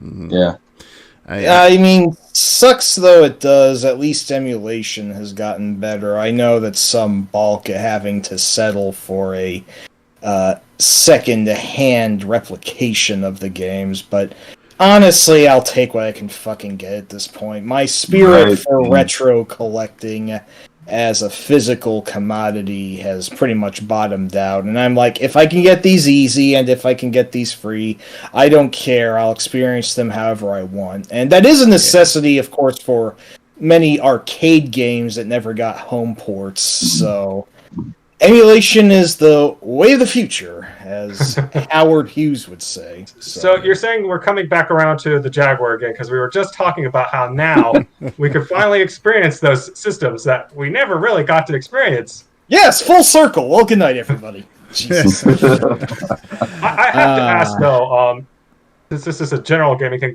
is early emulation something that we could do a roundtable on? Because that's something I wanted to do possibly for my own stream, but I feel like that works better in this roundtable format. The days of Nesticle et al. That would be interesting, Genesis, actually. Catalyst. There were so many of those. Oh man, the link between emulation and the guys who made Noggin Knockers of all things, Jesus. Oh gosh, that's old school. No, wait. What was the Time Slaughter? Right, that was Bloodlust's most famous game, as it were, and it was basically their take on Mortal Kombat. Except, despite not using digitized sprites, everything looked even worse than Mortal Kombat somehow. It was a grody-looking game. If there's ever a game that needed that sort of adjective, it's definitely that game. Yep, no kidding. I'll say as far as the, the time where you could actually buy retro games for super cheap. Yeah, I remember a lot of that was from video stores going out of business. Yeah. Like Video Plus, when they finally closed their doors, up until that point, they started liquidating everything. And I got some really good stuff there, super cheap. I think I got a complete Tengen Tetris for $6. Wow. Jesus fuck. Holy cow. Which I then turned around and went to one of the game stores up in the Daytona Flea Market and traded it in for about $100 worth of credit. Dang. Well, I guess that's technically not bad for them, but if you had known... I probably would have held on to it. Yeah. Yeah, I would have too. But yeah, Shit. I remember also, same place, I got a near pristine copy of, because I refused to call it by the name that Sega of America gave it, Thunder Force 4. Yes. It was Skippy. super cheap. It looked like it had barely been played. And I actually still have that copy. Cool. And I've kept it in the same state, and it seriously looks like I just opened it. So it was pretty insane. That was also the only video store I've ever encountered that actually rented TurboGrafx games. I'd never seen that anywhere else, but they had them there. Yeah, I never saw that either. I didn't know what a TurboGrafx was until Elegant Emulation. What? You got no TurboGrafx games? I had to say it. Yes. I have a Homestar quote for almost everything, but now BL85. That's a good one. Bucky O'Hare. I think he means Bucky O'Hare. Oh yeah. No, that's a surprisingly NES one. good NES game. Yeah. It is probably really fucking rare nowadays. It's stupidly priced now. Okay, I'm going to just depress myself with this one. There's VG Charts is one of the better places to generally get a good feel for that. Hold on, let me see price charting. NES 109, $1,1317.97, or best offer. Fuck off. God damn it. That's stupid. I know. Can you believe it? Yeah, I'm looking at this. Price charting confirms that a new copy it was last sold for $1,300. A complete though, you can get a complete for half that though for $700. Oh, is that And a all? loose cart for 200. Oh, sign me up for like 4 of them. It is legit. It is hilarious on the surface, but it is also legitimately sad and pisses me off. But so emulation is what it is, and I'm happy to just settle for it however I can fucking get it nowadays. Which is why efforts of whatever fucking dick-ass companies today that try to stomp down on game preservation are fucking emissaries of Satan. No, that's giving Satan a bad name, you know what? I don't know what forces they work for, but fuck them down the throat. Evil. Like They're evil. This one video. Evil, that's all that can be said. Yeah, this one video game preservation site that I'm not even sure I knew existed called Forest of Illusion actually died recently, and I have heard of that. Yes, I saw that. I don't know. Yeah, I don't know if that's due to company pressures or whatnot, but like, it is really starting to feel like an us versus them sort of thing. We have to keep these games alive. Nothing deserves to fall into unplayable obscurity. Yeah. Although I think that it is already too late for some things in that regard, so it's just terrible. There are actually what I find interesting about game preservation though is that unlike movies, unlike books, and I think even comics and some other things, there are very few truly lost games. There are very few. Even some stuff that people never thought would see the light of day, like Bioforce 8. Bioforce We 8! have that now. We have Bioforce 8. Wait, Other hang crazy on. stuff like that. Wait, now, there's some stuff that... Oh, sorry, go ahead. Before we continue, I just have to make a little detour. Yeah, I am made of their butter, and you are worth 2K monies. It's communism. I know that's not what the actual game turned out, but man, that whole fucking... The actual game is weirder than the memes surrounding it. You have... I think the most demented design is, like, a man who is the lower legs and pouch of a kangaroo hopping around on his arms. That is freakish. What the Christ? Yes, but I think the only truly lost games, like there's some Sega Channel stuff, like there was, I think, an English translation of Pulse Man. There was a US version of, what was it, Golden Axe 3. There was actually a Garfield game called Garfield the Lost Levels, which included all the scrapped levels from Caught in the Act. I think only one of those stages is preserved, and that's in the PC version. But wow, outside of like really small games, like some indie creator just published on their website for like maybe a month before their site shut down, most games that are worth preserving have been preserved or exist in some form. Even I think Marble Man got leaked at some point. You can actually play that now. I know that there is a video of it. I forget if it actually came to any playable builds of MAME yet, but that was a holy grail for a long time. The sequel to Marble Madness, and you never know. I mean, maybe the fabled Beavis 1 will become an actual thing. I thought they figured out what that game was, actually. It was else. It was like something for like the power pad that involved Jiangxis or something like that. You had to hop or something really weird. Yeah. Speaking of games that they thought would never see the light of day, a couple of prototypes I can think of off the top of my head. There's the prototype of the NES Strider. Oh, yes. Yes. And the prototype of Monster Party. Yes, that was so shocking. We finally got the Thing version of that. Yes. Because it has the Thing on the title screen. Mm-hmm. Yeah. I mean, that was... That definitely the most changed design. That probably would have actually freaked kids out if that had come over like that. But instead, we just had to settle for Royce, I believe his name was. Oh no, wait, Royce was the caterpillar. No, the spider just said, "I'll suck all your blood." And then when you fought him again later in the game, he just says, "I'll suck all of your blood again," which is actually pretty damn funny. But for that matter, the Royce is actually in the Japanese game. Right. Did they still have the Rolls-Royce pun that went with him? I forget. No, they don't, because it's actually based on a Japanese story.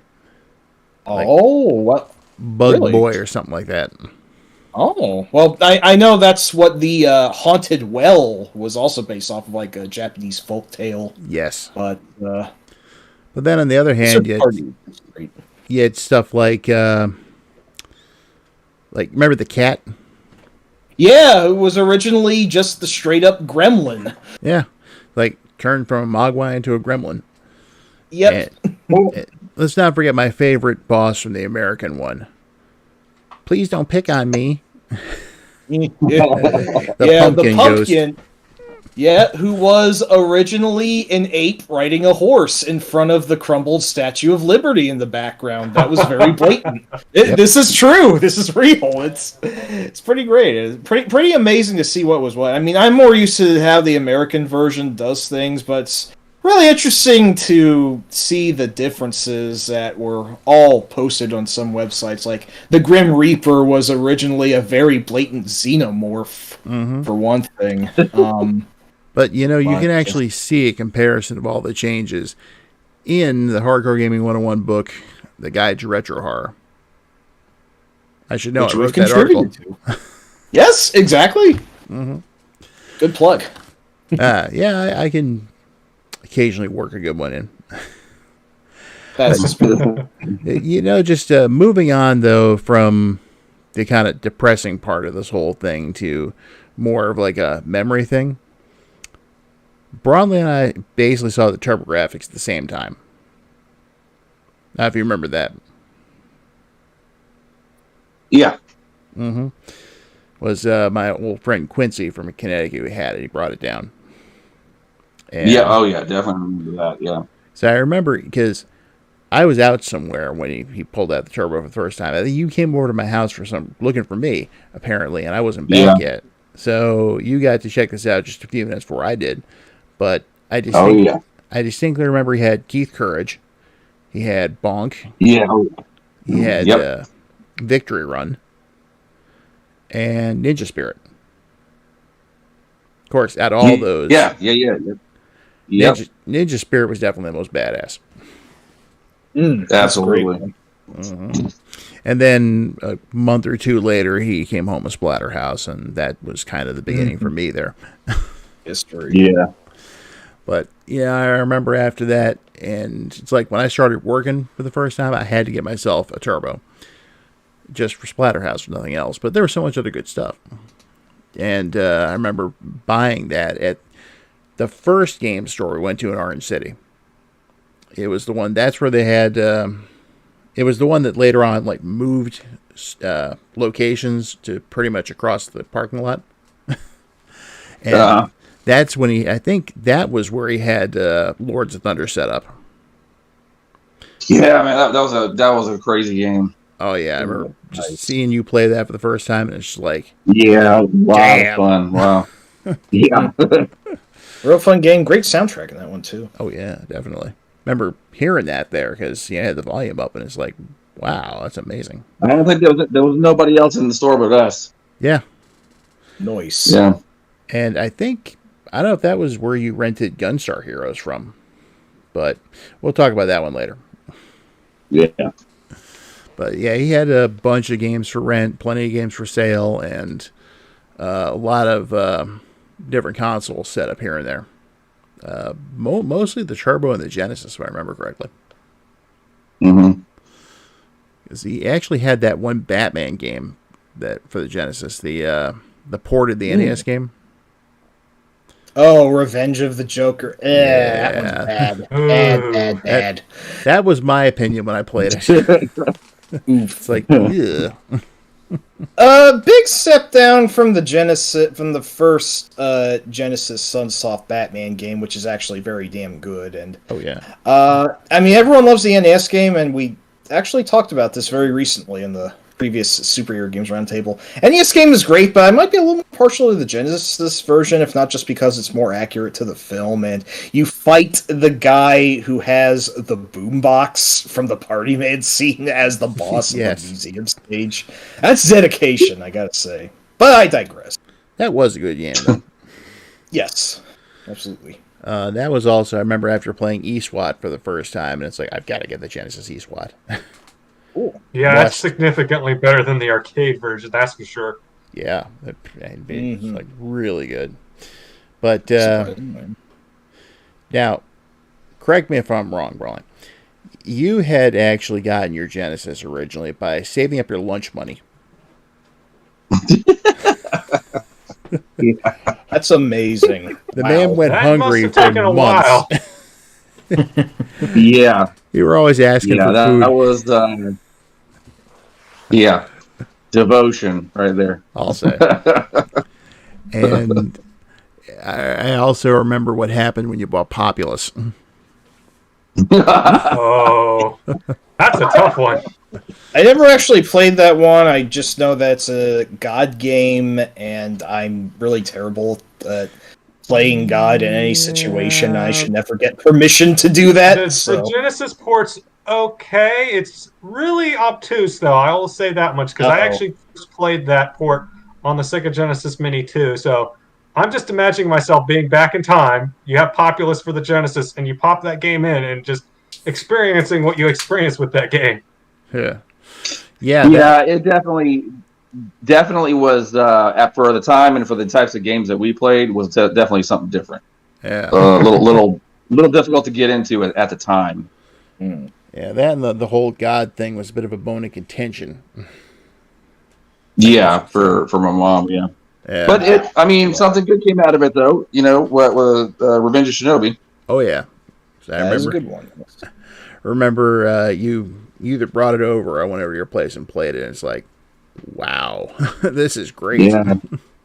Yeah.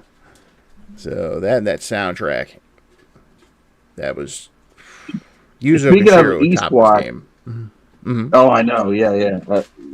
But speaking of Eastwatch, do you remember? Do you remember that one story I had where I ended up borrowing this guy? Remember Mike Golden? Yeah. He actually had that, and what was it? It was at school, and he told me that he had it. He was talking about it, and I asked him if I could borrow it. He let me have it for one night. I was so excited to actually play this game. He agreed to let me have it for one night, and then I was going to bring it over the next morning. He had to have it by the next morning, so I played it. I probably stayed up till midnight. And then I took it over to him the next morning. I was sold after that. I had to get it. Mm-hmm. Who was it that had that copy of Strider you borrowed and it really left at my place? I don't remember. Well, yeah, you left there. You couldn't make it back over to my place to get it, so I ended up having it for a couple of days. And that was the Genesis version. Yeah, and of course, it was sitting there, and I wasn't not going to play it. So, I remember by the time that was done, it's like, okay, I need to own this game. Yeah. So that was great. But yeah, we got all sorts of stories like this. Like I remember you telling me once about this game that you'd played. It just came out for the Super NES. You knew about it, you picked it up, and you're like, you've got to check this game actually out. Oh yeah! Oh man, that game was crazy. Yes, I remember you bringing it over. Wow. It literally like pushed the envelope for the time. Oh yeah, still considered one of the best Super NES games to ever come out. Yeah, absolutely. But yeah, I just remember you bringing Such it over, a good game, popping it in, and it's like, holy shit! I must have this too. Oh, super glad I did. Such a great game. Oh, but so we could wax nostalgic about this stuff for a long time here. So, did you guys want to go at all? Oh man, I'm trying to think if I have at least one last story because I'm looking at the clock here and I'm like, ooh, but I might have Mike go first and maybe play off of that. Right. I feel like he might have a story. Well, I did want to mention my failure to beat Cobra Triangle even with a Game Genie, but I feel like I already told this in a recent live stream, so that would maybe be moot. I don't know. Okay, so here's a question for you then, Mike. Do you have any stories about Snake, Rattle, and Roll if we're going to go with NES rare games? I do like that one quite a bit. But I'm not sure if I have any actual crazy stories other than, and feel free to call bullshit, Pixor didn't happen on this one, but I did actually beat that one. And that's definitely believable. That's definitely a beatable rare game. Yeah, relatively speaking, although the bullshit really cranks up in the last 3 levels, as I recall. But, No,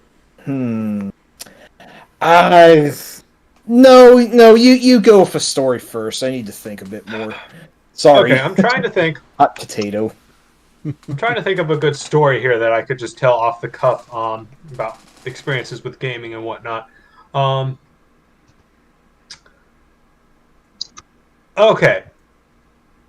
I actually have one that I can think of. It's kind of related to emulation. I really would really hope we can maybe do an emulation roundtable, but I might dust this one off again if we do. But I remember actually emulating Metal Slug 3 weeks within its arcade release. And I remember anticipating that one with bated breath because by this point, I don't know which emulator it was. I don't know if it was Neo Rage or another one had been on the scene, but I could finally emulate all those Neo Geo games I remember playing in the arcade, or not even being able to find. Like, I remember seeing Magician Lord on Nick Arcade. Never saw that one in the wild, but I did actually get to play Alpha Mission 2 a whole bunch. The World Heroes games a couple of times, and other stuff for the Neo Geo, Robo Army. So that was really great, when when Neo Rage and other sort of Neo Geo emulators took off. Getting to experience those games, and of course, those are the first ones I tried because those were the ones I knew about. But it was just to give you an idea of what the status of emulation was in the '90s. You could actually emulate a Neo Geo game that had just come out, say it's 1998, King of Fighters '98. You could actually emulate that within days, sometimes weeks of it being released. And I remember that happening with Metal Slug because there were no arcades near. I live in a very small town. There was like 1 or 2 pizza parlors that would have had arcade games.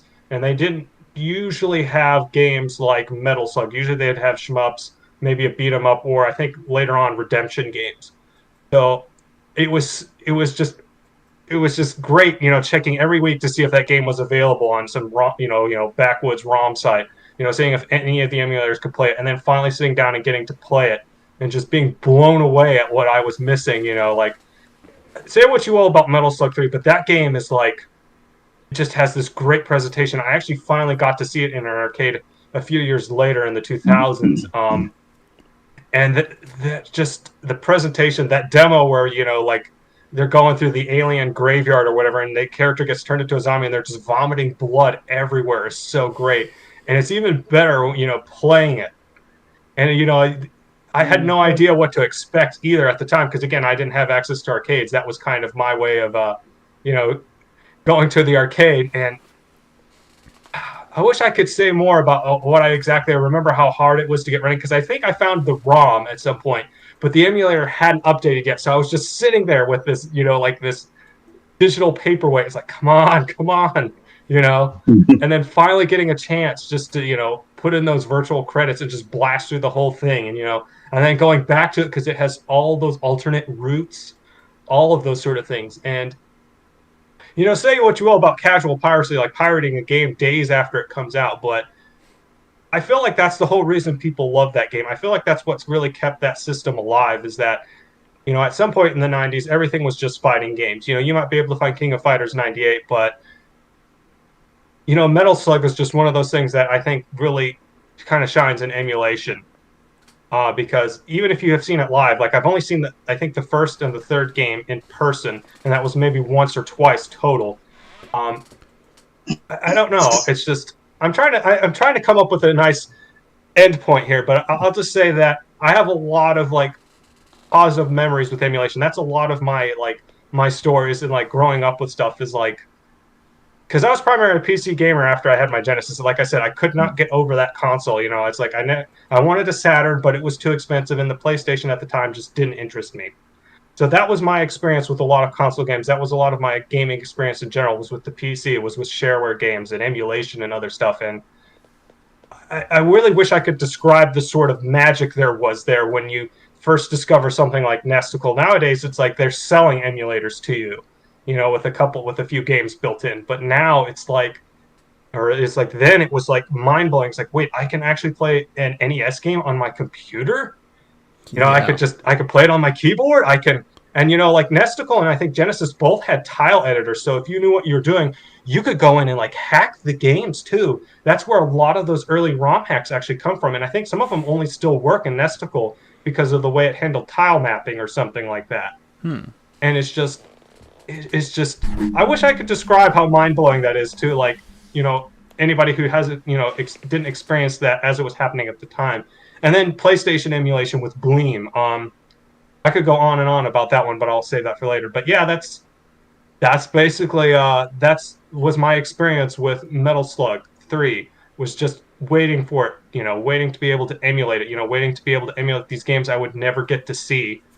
And then, I think that's why that game has endured as much as it is, because I would be shocked if other people weren't experiencing those games the same way I was.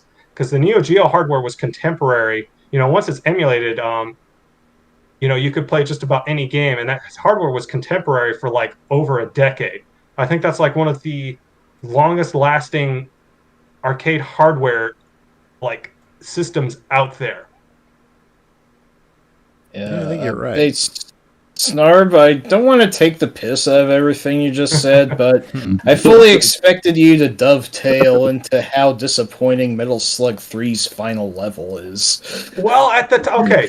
In retrospect, when I played it years later, I was like, wait, this level is way too long and drawn out and kind of bad. But like think about it. I was like maybe like 13, 14, 15, sitting down, getting to play this brand new arcade game on my rinky-dink, Windows 98 computer, and I think I had to run it in DOS mode. I think it was a DOS emulator that I had to run it in, and I can't even remember if it had sound. I know I played through Metal Slug 1 and 2 without sound and music because it didn't support it yet.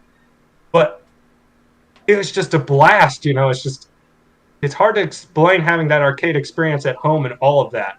Especially if, you grew up in the arcades, because it's not quite the same thing at home, but it was just great. It was like an ersatz way of, living through that, once that era started to die down. Because like I said, I lived in a smaller town. There were maybe 2 arcades in town that I could have easy access to, and none of them had games like that. Yeah. Well, I'll say that as far as like the first time I really got to play an arcade game at home was when I had my PlayStation modded to play imports. Oh. Yeah. The first 2 games I got were Gradius Gaiden and the Salamander Deluxe Pack Plus. Nice. And with that one, it blew my mind. I was actually playing an actual arcade game on my television. Oh. It was just like, So and awesome. of course, they were awesome. And of course, I had to track down the Gradius Deluxe Pack after that. But, speaking of Neo Geo and whatnot, that was something I really didn't get to emulate until years later. But there were actually a couple places where we lived that had the arcade. Was it the AVS or the MVS? I can't remember which it was. I think the AVS was the arcade system, and then the MVS is the home system or something like that. I'll have to look that up. Or there's also the AES as well, AES and MVS, and I forget how that differs. Yeah, whichever one was the arcade version, that's the one got to play. And in Brawley, I know you remember these places. The Orange City Bowling Alley. Oh yeah, I used to when I was working at McDonald's so many years ago. I used to go after work when I closed. I used to go up there and play Magician Lord all the time. Mm-hmm. Magician Lord. Oh, that's a really good one. Excellent. No, I think that was literally the first game I emulated for that system. Yeah.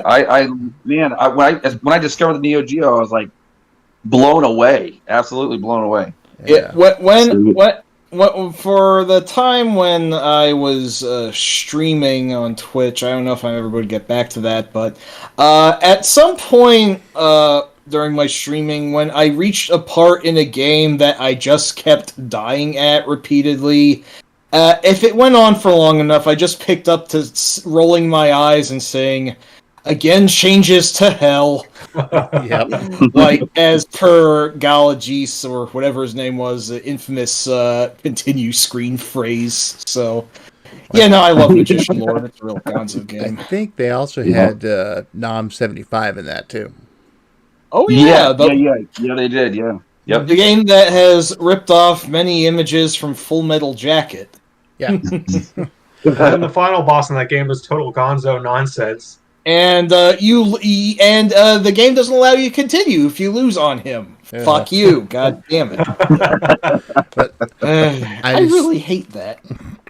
I distinctly remember they also had Mortal Kombat 2 there at one point. That was like when it was brand new. They had Hippodrome. Oh my fuck! Really? I never played Hippodrome, but I did play its quasi sequel, Mutant Fighter.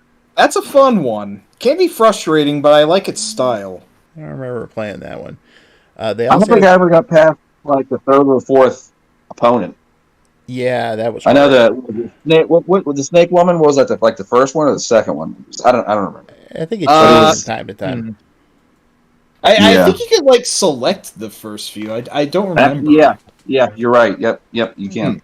That's right. There was also they had for a while the sit down version of hard driving.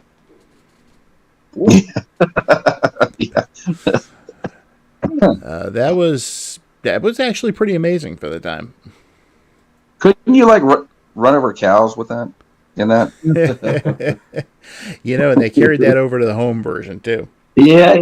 I remember 'cause I rented it from Video Plus. I'm playing it, and my dad comes in the room, and he's like, "What's this?" And I'm like, "It's a gamer rented hard drive, and it's like a driving simulator." And he looks at it, "Their games look like that now." It's like, yeah. And then he did something which completely blew my mind because he never wanted to do this. He's like, "Mind if I try it?" Sure, no problem. So I gave him a quick rundown of the controls. He starts playing. He drives up the hill, takes a turn towards the barn, and loses control of the car. And he goes, kind of spinning off, and he's like, which one's the brakes? And I'm like, that button. And he doesn't get it in time. He hits the cow. And then you hear, "Mrr." And I have never heard my father laugh like that before. He about dropped the controller. He's holding his sides. He's like, "That is a riot." He laughed so hard my mom actually came out and see what was so funny. And he still remembers that too because I'll bring it up from time to time. But that's pretty great. Other than they had actually expanded after a while. The bowling alley, they actually had they added a pool hall, basically, and they put more arcade games in there.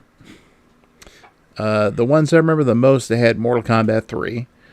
They had I don't remember the other ones, but I do remember they had Golden Axe: Revenge of Death Adder. Oh, fuck! I'm jealous. Yeah, that was. I remember playing. I was like, "Whoa, this is like light years beyond the original." Yeah. But as far as the other place, I mean, there was actually you can find arcade games in a lot of places. There, the local Food Lion had some, including I think they had Apache 3, which I don't think it still can't be emulated properly. They had eSWAT. That one sounds familiar. Which one? Apache 3. Yeah, I vaguely remember that. It's a helicopter game, kind of like Thunderblade. Okay. And you have to try and rescue people, like other soldiers that are, and you'll pick them up with a rope coming off the chopper and thank you. What was that? That wasn't 2D, was it? Side scrolling? No, it was all 3D. Okay, yeah, that's what I thought. I remember they had that. They had the original Golden Axe. They had eSWAT. They had I can't think of the dude's name, but it was Super Off-Road. Ivan Stewart. Yes, that's the guy. They cycled through games and eventually went out of business, and that was it. But the other place I remember they had up in Orange City was the Hungry Howie's. Yeah. And they had stuff over, at various points in time. They had Karnov. They had, I think, Bottom of the Ninth.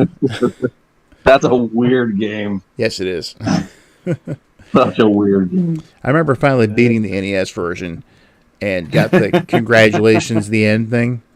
And it's like, And the Japanese version is so much more fleshed out. Yeah, it has an actual ending. Mm-hmm. An actual beginning, too. And cutscenes. Yeah. Yes. So crazy. I remember getting that screen and going, you know what? I earned that shitty ending.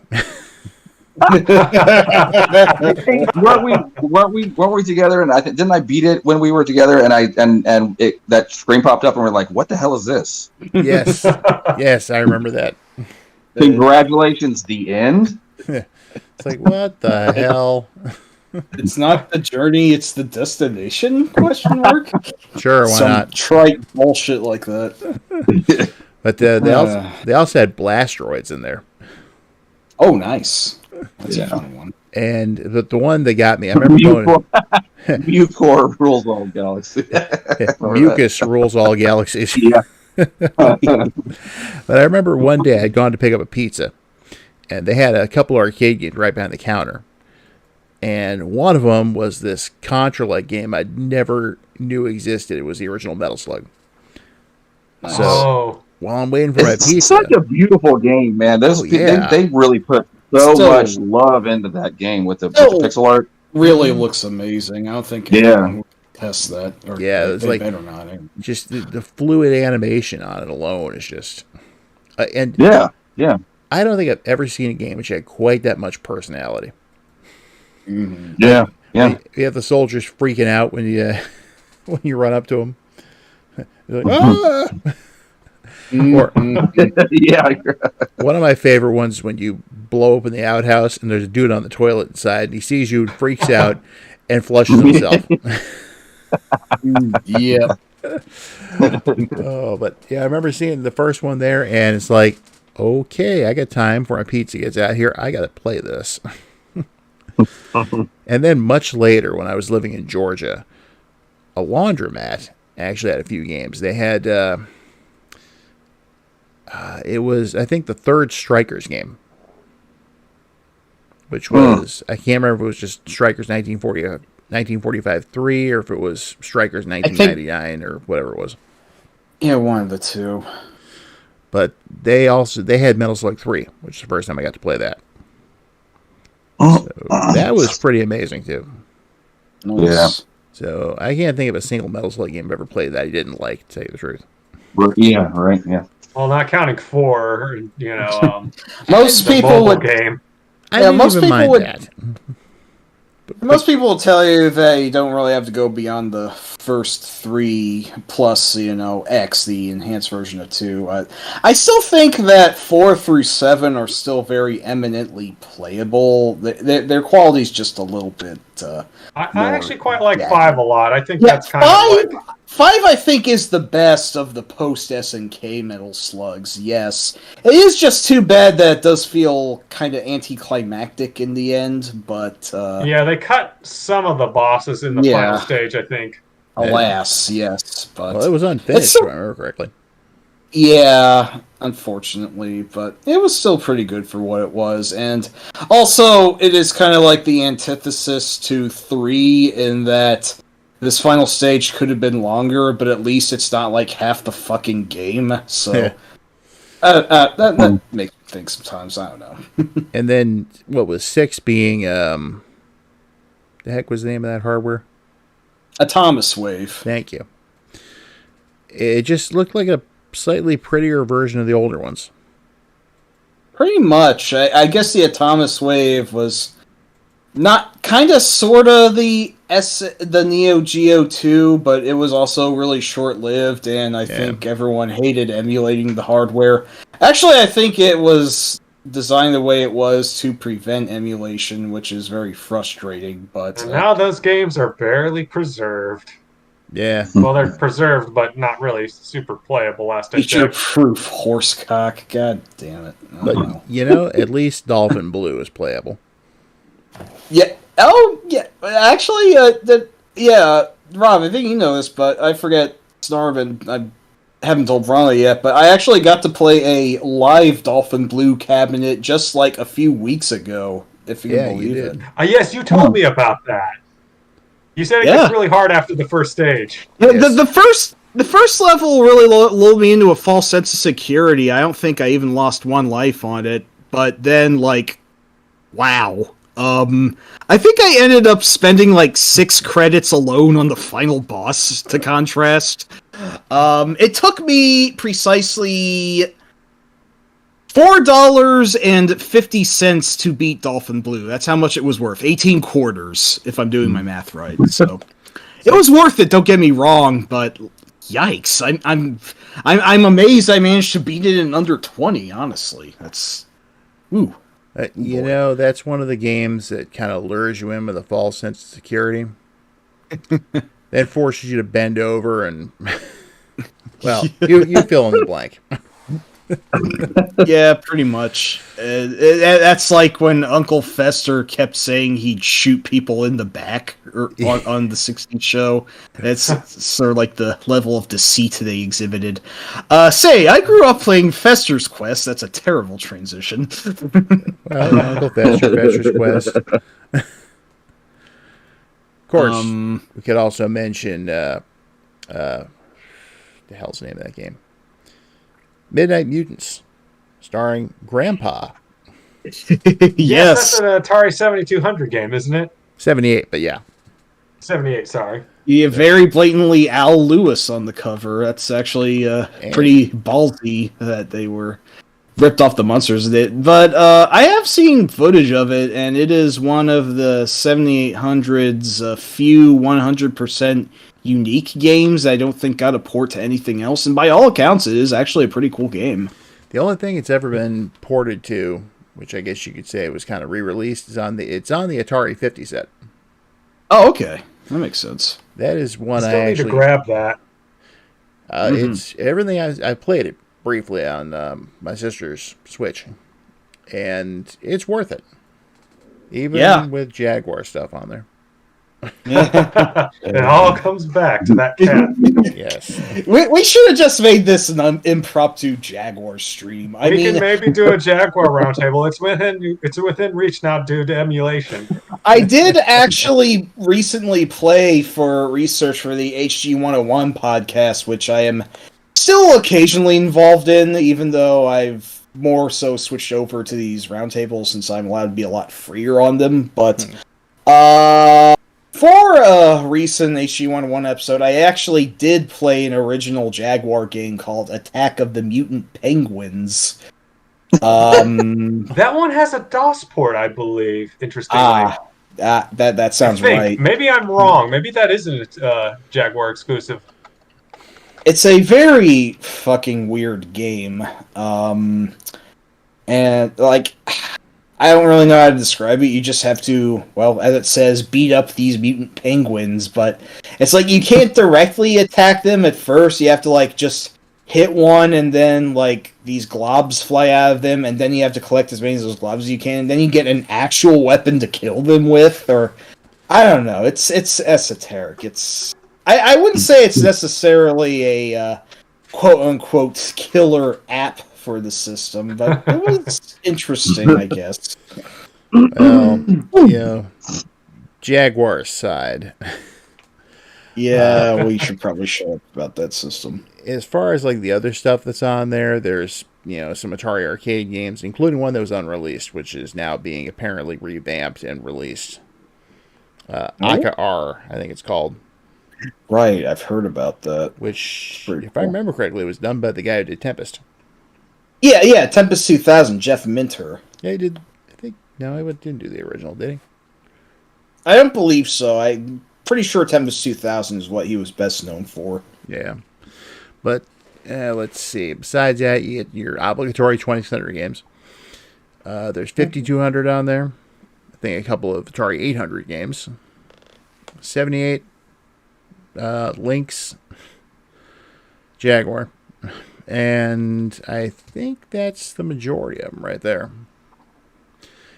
But, when it comes to obscure games that people don't really hear a lot about, it's also got Ninja Golf.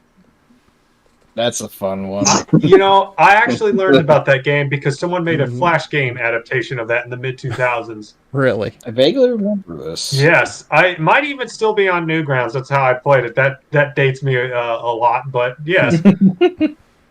Ninja Golf is actually really good. It's like, you would think it would be terrible, but it's actually really fun. Yeah, it's actually a shockingly good game. Yeah, no, it's a perfect marriage of legitimate golf and ninja action, where you hit the ball and then you actually have to physically run to the hole, but various enemies like sharks and mud-tossing gophers stand in your way, which is pretty And of course, great. there's a boss at the end, too, once you get to the green proper. Yeah, an actual dragon guarding the hole. Yeah, Which then the game goes to like a sort of punch out, like behind the back perspective, and you need to pelt it with shurikens until it gives up. So the worst part is that it is actually the same boss in every stage. that is a little bit of a letdown, yeah, but bosses. The concept of the boss was still being developed in the 80s. I mean, you could levy the same criticism at Super Mario Brothers, but that doesn't make it any less of a good game necessarily. Yeah, I mean, according to Moby Games, actually, Ninja Golf came out in 1990, so I'm not sure they have that excuse anymore. Well, shit. I got nothing. Still a good game. Foibles aside. Yes. Yeah, the 7800 was a great console. At least it had the potential to be a great console, and it took homebrewers to go ahead and bring that potential out. Yeah, absolutely. There have been some phenomenal games released by these homebrewers, including some arcade ports for arcade games that never got a home release. Mm-hmm. Stuff like it was an early Data East game, and I can't think of what it's called off the top of my head. Astro something or other. Astro Mission? No, that's not it. It's Shit. no, I can't think of it.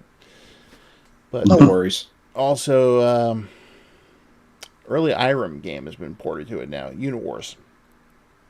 Cool.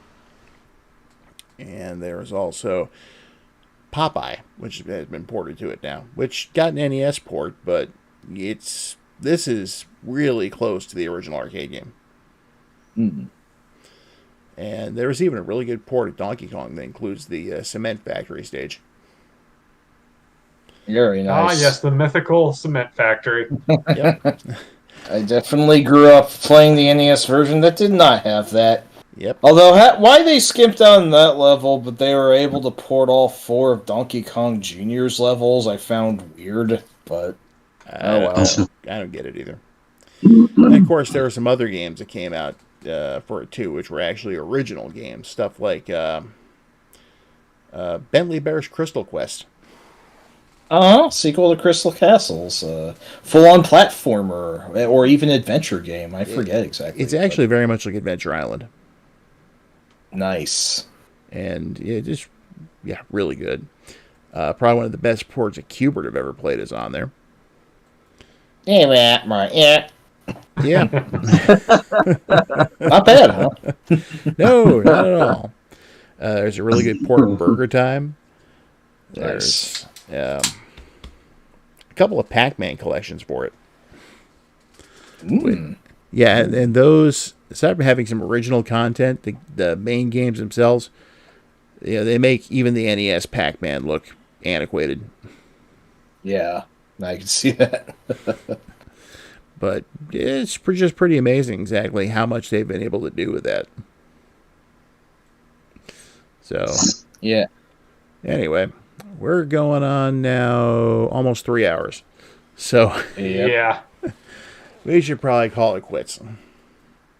Probably. I guess I never ended on the one potential story that I could have. I let Snarb go to it, and then I never got around to mine. So I'll just mention something quickly that I'm sure you're all familiar with Bionic Commando. Yes. Oh yeah. Well, okay, Rob, you're lost. It is my favorite Capcom game on the NES. As far as NES, yes, absolutely. The arcade version is not so great, but the NES version. And everyone by now knows that the ultimate villain of the game is quote unquote Master D, who is really a resurrected Hitler, and an unnaturally tall and buff Hitler at that. If you've seen a sprite, he's shirtless for some reason, and like it's weird. But as everyone knows, you destroy the Albatross, and then he tries to escape in a chopper, and then you fire a rocket, or try to fire a rocket through the cockpit in a scene actually rather inspired by the original Mobile Suit Gundam, a scene near the end of that anime series. But of course, as you know, it cuts to 3 frames of Hitler's head exploding when the rocket hits it, which was one of the most amazing unchecked displays of violence on the NES. You want to know what I thought about that when I was a kid? What? It freaked me the fuck out, and whenever I replayed the game for the next several times, I had to close my eyes. I was that much of a fucking wuss, and I'm still so embarrassed about it. I mean, I had the same sort of reaction to the sewer boss in Shinobi 3. I actually, almost couldn't keep my eyes open, and eventually I figured out that if I just mute the audio, it's slightly less scary. That was a really freakish-looking boss. I don't blame you. Very tough one, too. But, I mean, now I think the Hitler head is exploding is really awesome, to say the least, but I just lament how much of a wuss I was as a kid. I'm not sure if anyone can really hold that against me nowadays, but I mean, heck, if you'll see in the former editions of Memoirs of Virtual Caveman, I got scared by the green guy from Rolling Thunder, of all things. And, as a bonus, yes. I think I got creeped out the arcade version too, but his voice and sound is unnatural. So, and I even got scared by the close-up of the Jakio from Ninja Gaiden. Jesus fuck, I don't believe it. I'm over all this now, to say the least, but like, you can laugh at how much of a baby I was. It's okay. Well, it's okay because the music definitely added to the atmosphere with that. You mean Ninja Gaiden? With it being a little scary. That one track. One track goes like da, da. So it sounded like kind of hopeless. Like, oh no, Ryu, you fucking idiot! You fell into a pit. Now what? You're screwed. And I'm wondering if we can just hold a Ninja Gaiden stream, or if we could factor Ninja Gaiden into a stream idea at some point. I'd love to discuss the NES trilogy. I assume you would stop before you reach Yaiba, correct? Yes, Snarboo, we would stop before Yaiba. Well, I'm not going to lie, that is planned. Awesome. Yes. Mm-hmm. I'm glad I could force that information out of you, albeit unintentionally. I will say there's only one game that ever really freaked me out. Yes? That would have been the original Silent Hill. Oh. You know, valid. Those fucking squeaky ghost children or whatever. That's what did it. Yeah, that bit. Fuck.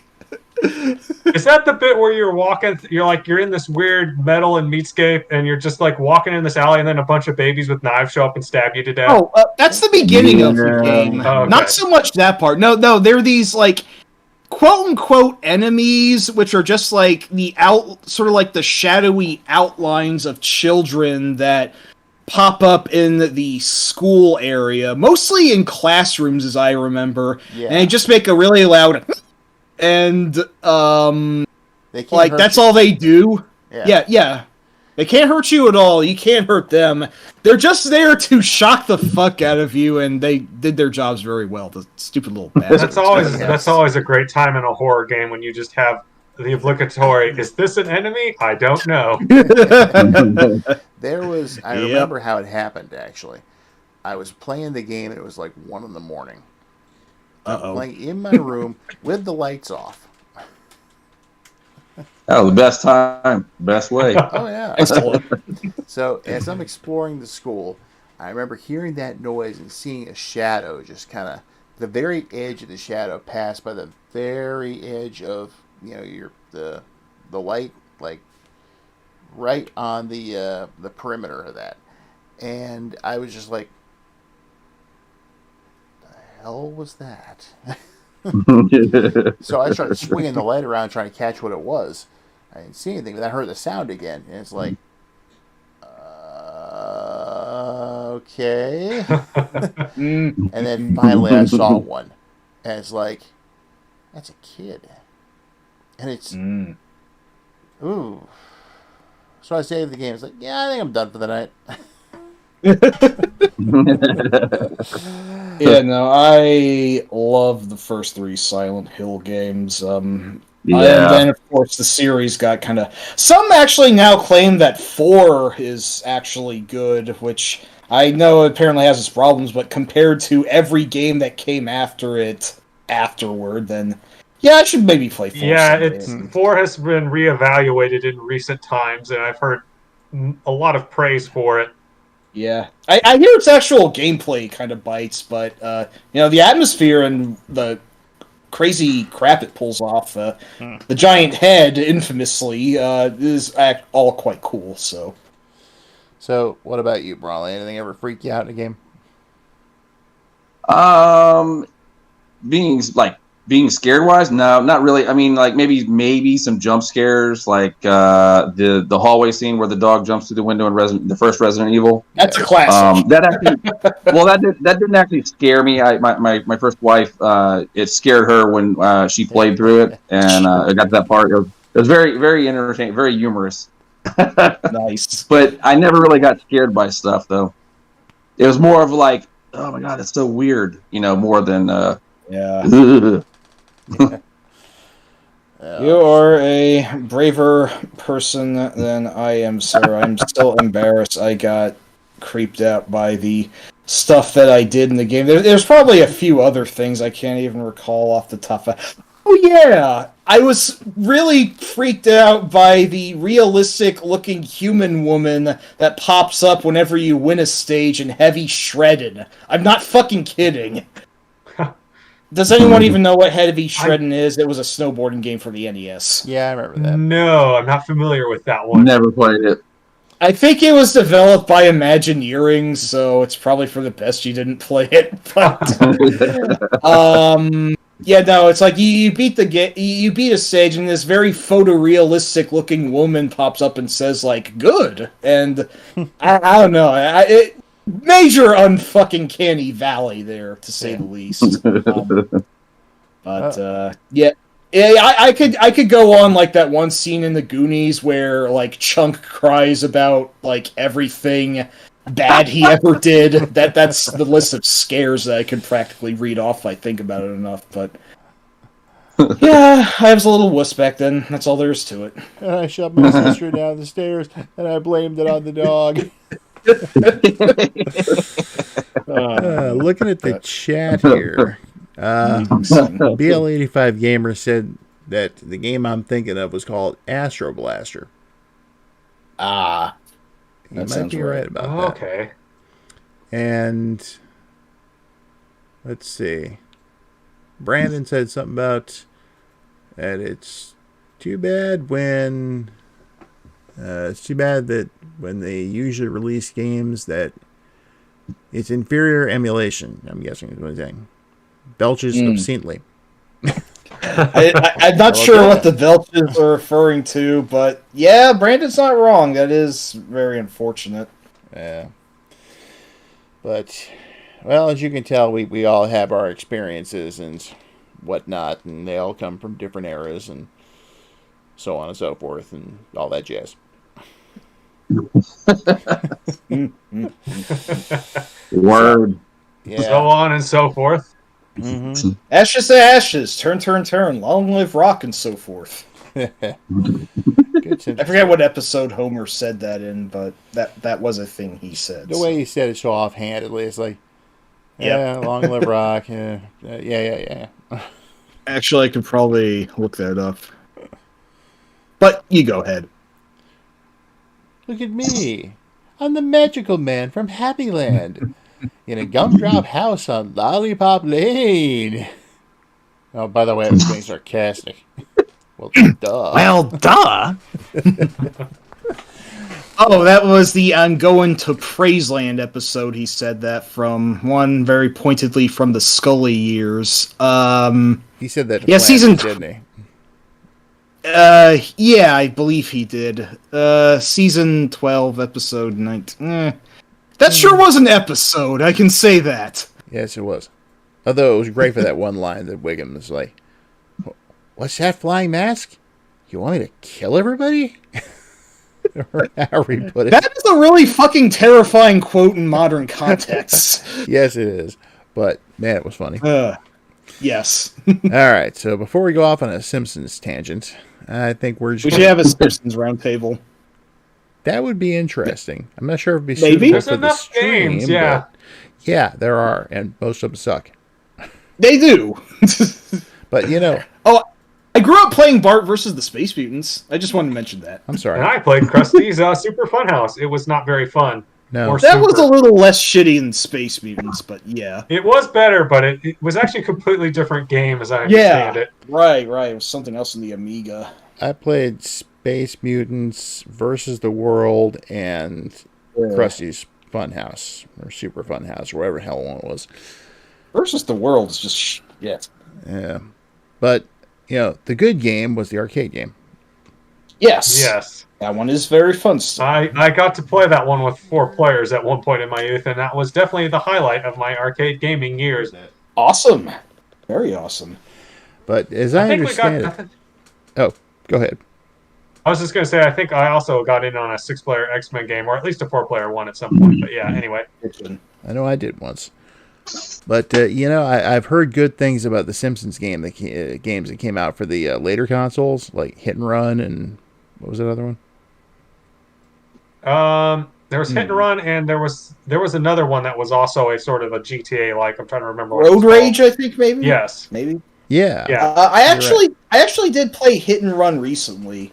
It's not bad, but I wouldn't exactly call it a replacement for GTA. All things considered, wasn't one of those more of a crazy taxi kind of game? I think that was what Road Rage was. Yeah. Yeah. It wasn't bad. I did actually play that one. That wasn't bad. I prefer Crazy Taxi, but still. Hey, who wants to make some crazy money? Yeah, Great that game. was one of the ones I had for the Dreamcast when I had it. And Same here. I even got the fucking crazy license once, using the special rickshaw, if you can believe it. I can't believe that. Yeah, it's actually there's actually a rickshaw in the game. Yeah, it's secret code you have to pull off, and its top speed isn't great, but its handling and acceleration is amazing. I may have cheated with it, I don't know, but I may have cheated by using it, but I got the license, so whatever. Yeah. Yeah. Yeah,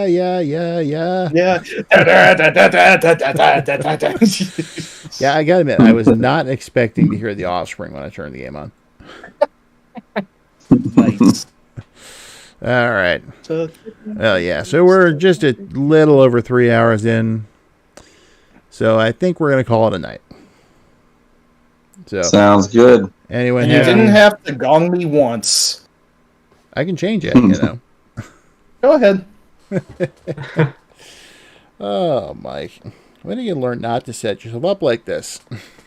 Never, apparently. I think that's become quite clear. So go ahead and go off on a rant for a second. Alright, well, Call of Duty is a game that started in Oscar Mike, bro! That's all I got. We are Oscar Mike. Jesus fuck. Yep, I'm Chuck Barris, and this has been The Gong Show.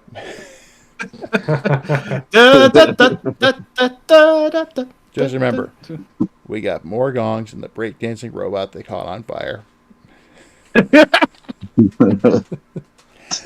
All right.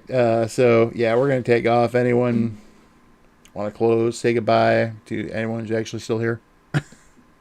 Well, it was a pleasure, and I am looking forward to some more streams in the future, if possible. Oh, definitely. Damn, Skippy. Yeah, same. It was great to have the legend here. No, absolutely. You guys are great. Thanks, Suitor. Yeah. Yeah, thanks. No problem. So, Yep. This is the guy that people around the world know who he is, but this is the first time they're ever hearing him. All right. So, next week we're going to have the treasure stream, and that's going to be actually the four of us back again. Sounds good. Surprise! This was a preview for the treasure stream all along. Yep. But let's talk about actual treasure games. So, and let's see, I know after that, I know we're going to be doing at one point the we have to do the Gradius stream because we had to postpone that tonight, and I hope that given what happened with Mr. Matthews, at some point we will be doing that when he's ready to go ahead and stream again. Yeah, So, absolutely. sorry what happened to him, but I'm not going to go into any details.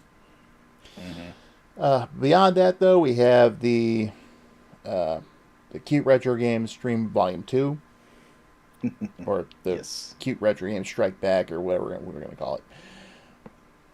And we've also got the second RPG stream as well. Want to go ahead and wrap that one up. We also have a versus game stream planned for the future. Ooh, there's going to be another person on that who people have read about, but first time he's going to be on here. And for that matter, we got some other stuff planned, enough to probably take us through almost the end of the year. So, Sounds good. anyone who's enjoyed these, we got plenty more coming. So, that said, we will see you all later. Guys, it's been fun. I've enjoyed it. Can't wait to have you guys on the next stream. All right. Yeah. Team So, Skippy, yo. all right. So, as far as everybody else, we'll see you later. Have a fun. All right. Have a good night. Enjoy. Night, folks. Yep. Night. Have a good one.